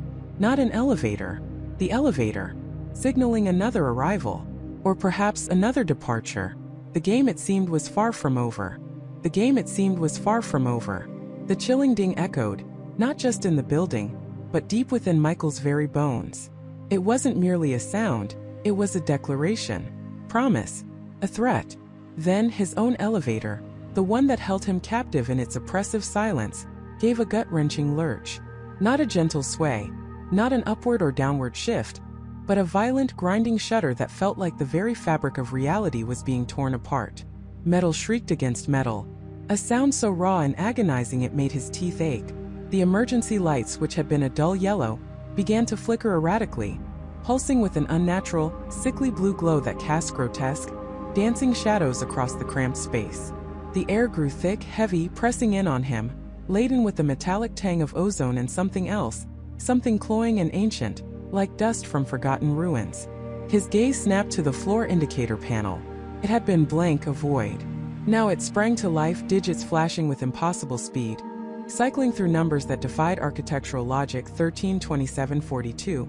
Then, with a final deliberate clack, a single stark capital, Michael pressed himself against the cold metal wall, every muscle tensed, his breath catching in his throat.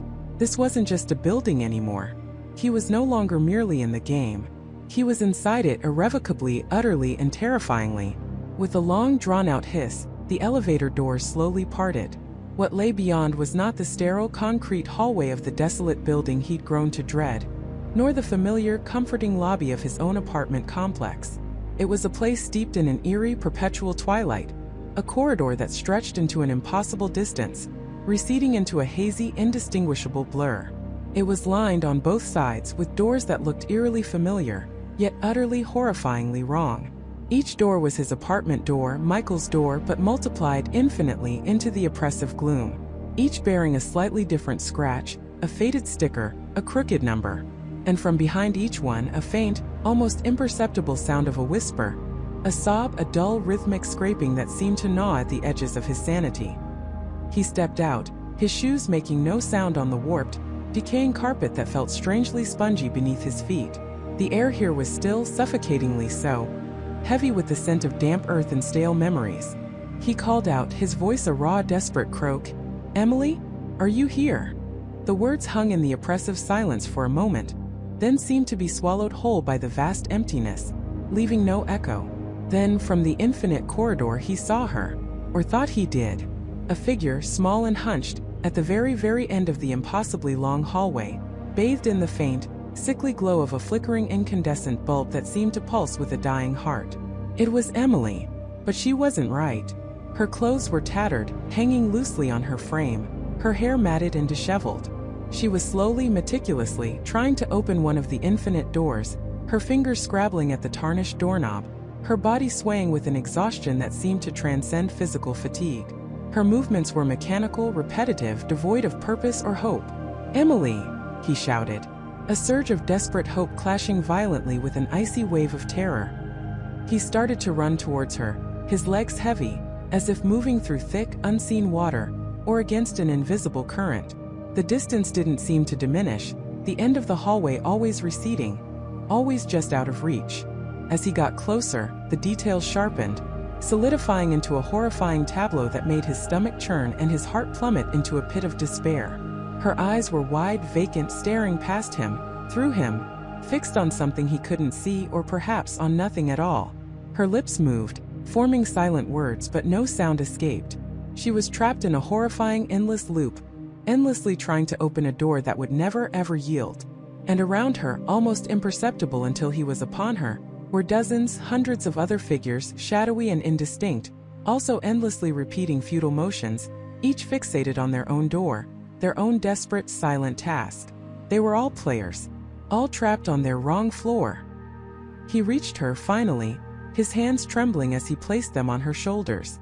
Her skin was cold, clammy, almost lifeless beneath his touch. "Emily, it's me, Michael. We have to go. We have to get out of here." She didn't respond. Her hands kept scrabbling at the doorknob, her vacant gaze unwavering. He tried to pull her away, but she was surprisingly resistant, her focus utterly, terrifyingly fixated on the door. He looked closer at the door she was trying to open. It was his door. His apartment number, 404, etched in a way that looked suspiciously like it had been scratched by fingernails, over and over into the faded paint. Then a voice. Not from Emily, not from the shadowy figures, but from the very air itself. A low, resonant hum that vibrated through his bones, through the floor, through the very essence of this terrifying place. It was the woman from the game's rules, the one who wasn't human. "She has found her comfort in the loop, Michael." The voice resonated, devoid of all human emotion, chillingly detached. "She has found what she seeks. Escape is not what she desires anymore. She seeks the comfort of the familiar, endlessly within reach, endlessly promised." Michael spun around, frantic, trying to locate the source of the disembodied voice. There was nothing, just the endless hallway, the shadowy figures, the flickering, dying light. He was alone, yet surrounded. "You played the game, Michael. You came for her. But she is no longer the Emily you knew. The game changes all who enter its deepest floors. It shows them what they crave most, and then it offers them an endless illusion of achieving it, a forever loop of hope and longing." Michael looked back at Emily, his sister, lost to him in a horrifying, silent pantomime of home. Tears streamed down his face, hot against his cold cheeks. "No, this isn't her.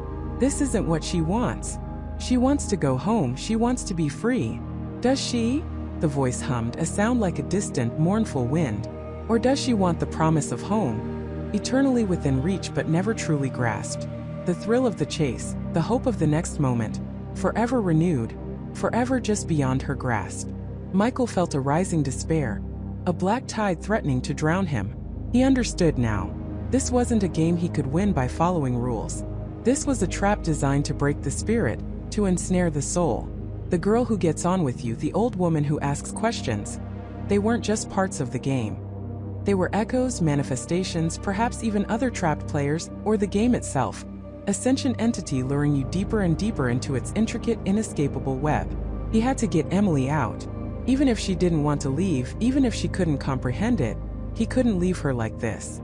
Not in this eternal, tormenting limbo. He grabbed her arm again, pulling harder, a desperate strength surging through him. This time she stumbled, her vacant eyes briefly flickering towards him. A glimmer of something, a spark of recognition, or perhaps just a fleeting confusion, like a fish briefly breaking the surface of dark water. "Emily, please. We have to go. We have to get back," he pleaded, his voice cracking, raw with emotion. The hallway began to warp around them. The light dimmed further, plunging them into near darkness, and the air grew colder, a bone-chilling frost that seeped into his very marrow, making him shiver uncontrollably. The whispering sounds intensified, becoming a cacophony of frustrated sighs, desperate mumbles, and the faint grating sound of endless scratching. The shadowy figures around them began to stir, their endless loops momentarily broken, their indistinct heads slowly turning towards Michael and Emily, their collective silent gaze a palpable weight. "You disturb the peace of the lost, Michael," the voice boomed, now laced with a cold, predatory edge, no longer just a hum but a resonant growl.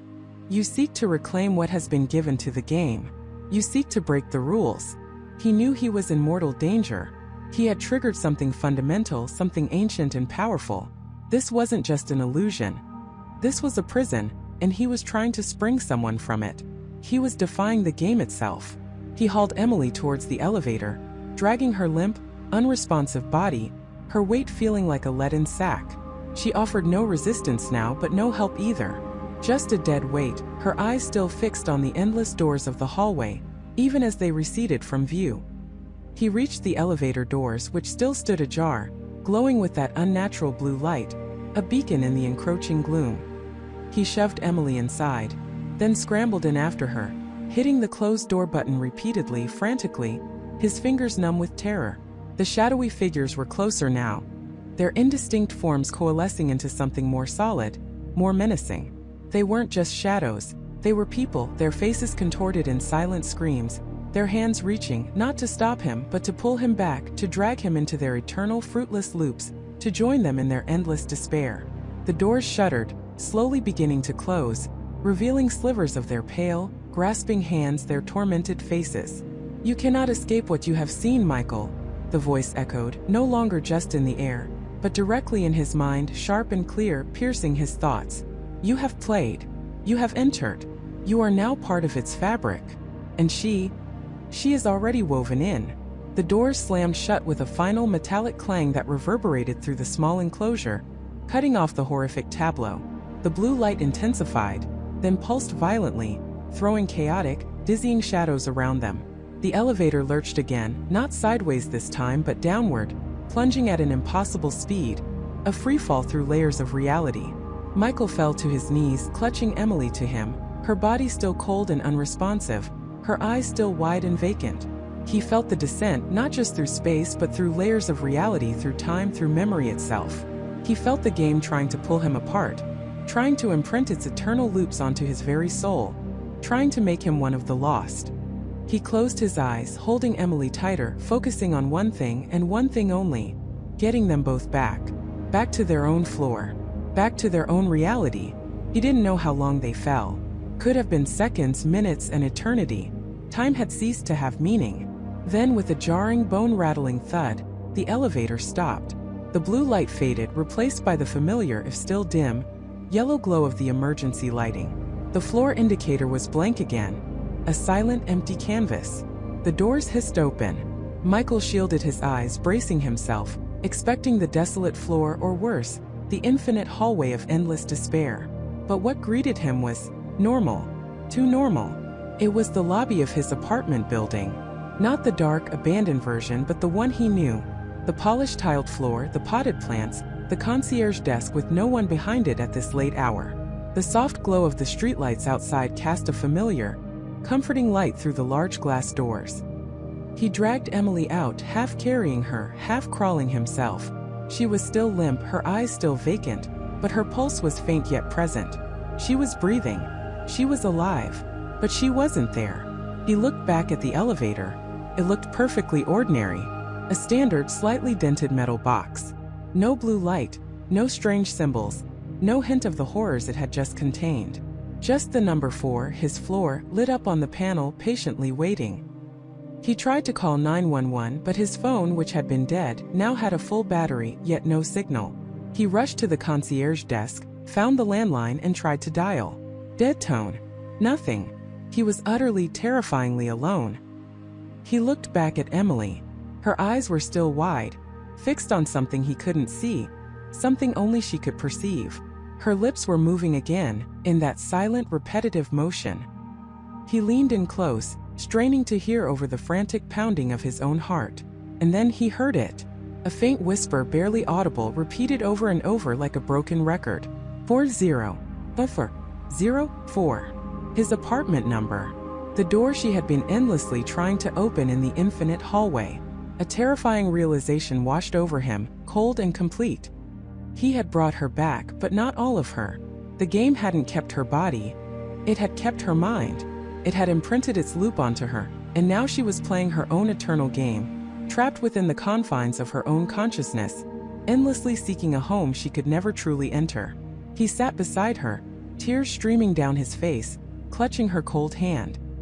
He had saved her from the desolate floor, from the infinite hallway, but he hadn't saved her. He had merely retrieved a vessel, haunted by the echoes of the game, a living monument to its insidious power. Days turned into weeks. Emily was in a hospital, diagnosed with a severe catatonic state, unresponsive to stimuli, her only physical manifestation being the constant, silent movement of her lips, repeating the numbers 404. Doctors were baffled. Michael told them what happened, every terrifying detail, but they looked at him with pitying eyes, nodding slowly, suggesting trauma-induced psychosis, the mind's way of coping with unimaginable stress. He visited her every day, talking to her, reading to her, playing her favorite music, trying anything, everything to bring her back. But she remained trapped, forever on her wrong floor. Michael himself was a wreck. He couldn't sleep. Every creak of his apartment building sounded like the groaning of the elevator. Every shadow held the indistinct shapes of the lost players, their reaching hands, their silent screams. He saw the world through a new fractured lens. The ordinary felt precarious, a thin veneer over something vast and terrifying, a reality that could peel away at any moment. One evening, months later, Michael was alone in his apartment, staring at the ceiling, lost in the quiet despair. The building was silent, too silent. Then, from somewhere deep within the building's foundations, or perhaps from the very air around him, a sound only he could hear. He heard it. Faint, almost imperceptible. The unmistakable, chilling ding of an elevator bell. Not his elevator. Not an elevator. The elevator. Signaling another arrival. Or perhaps another departure. He walked to his window, looking down at the street below. The city lights twinkled, a million tiny stars against the dark canvas of the night. Everything looked normal, but he knew better. He knew that somewhere, in some forgotten corner of the world, or perhaps just a few floors away, someone else was stepping into an elevator, hoping to reach their destination. And unknowingly, they might just find themselves on the wrong floor. And Michael, he realized, was forever listening for the ding. Forever changed. Forever part of the game he had tried to conquer. He was living on his wrong floor now, a reality subtly altered. Forever haunted by the knowledge of what lay just beyond the ordinary. The game hadn't just taken Emily. It had taken a piece of him too, leaving him with an eternal, chilling awareness, a constant, low hum beneath the surface of reality. The game was never truly over. It simply waited. And he, Michael, was now one of its silent, unwilling witnesses.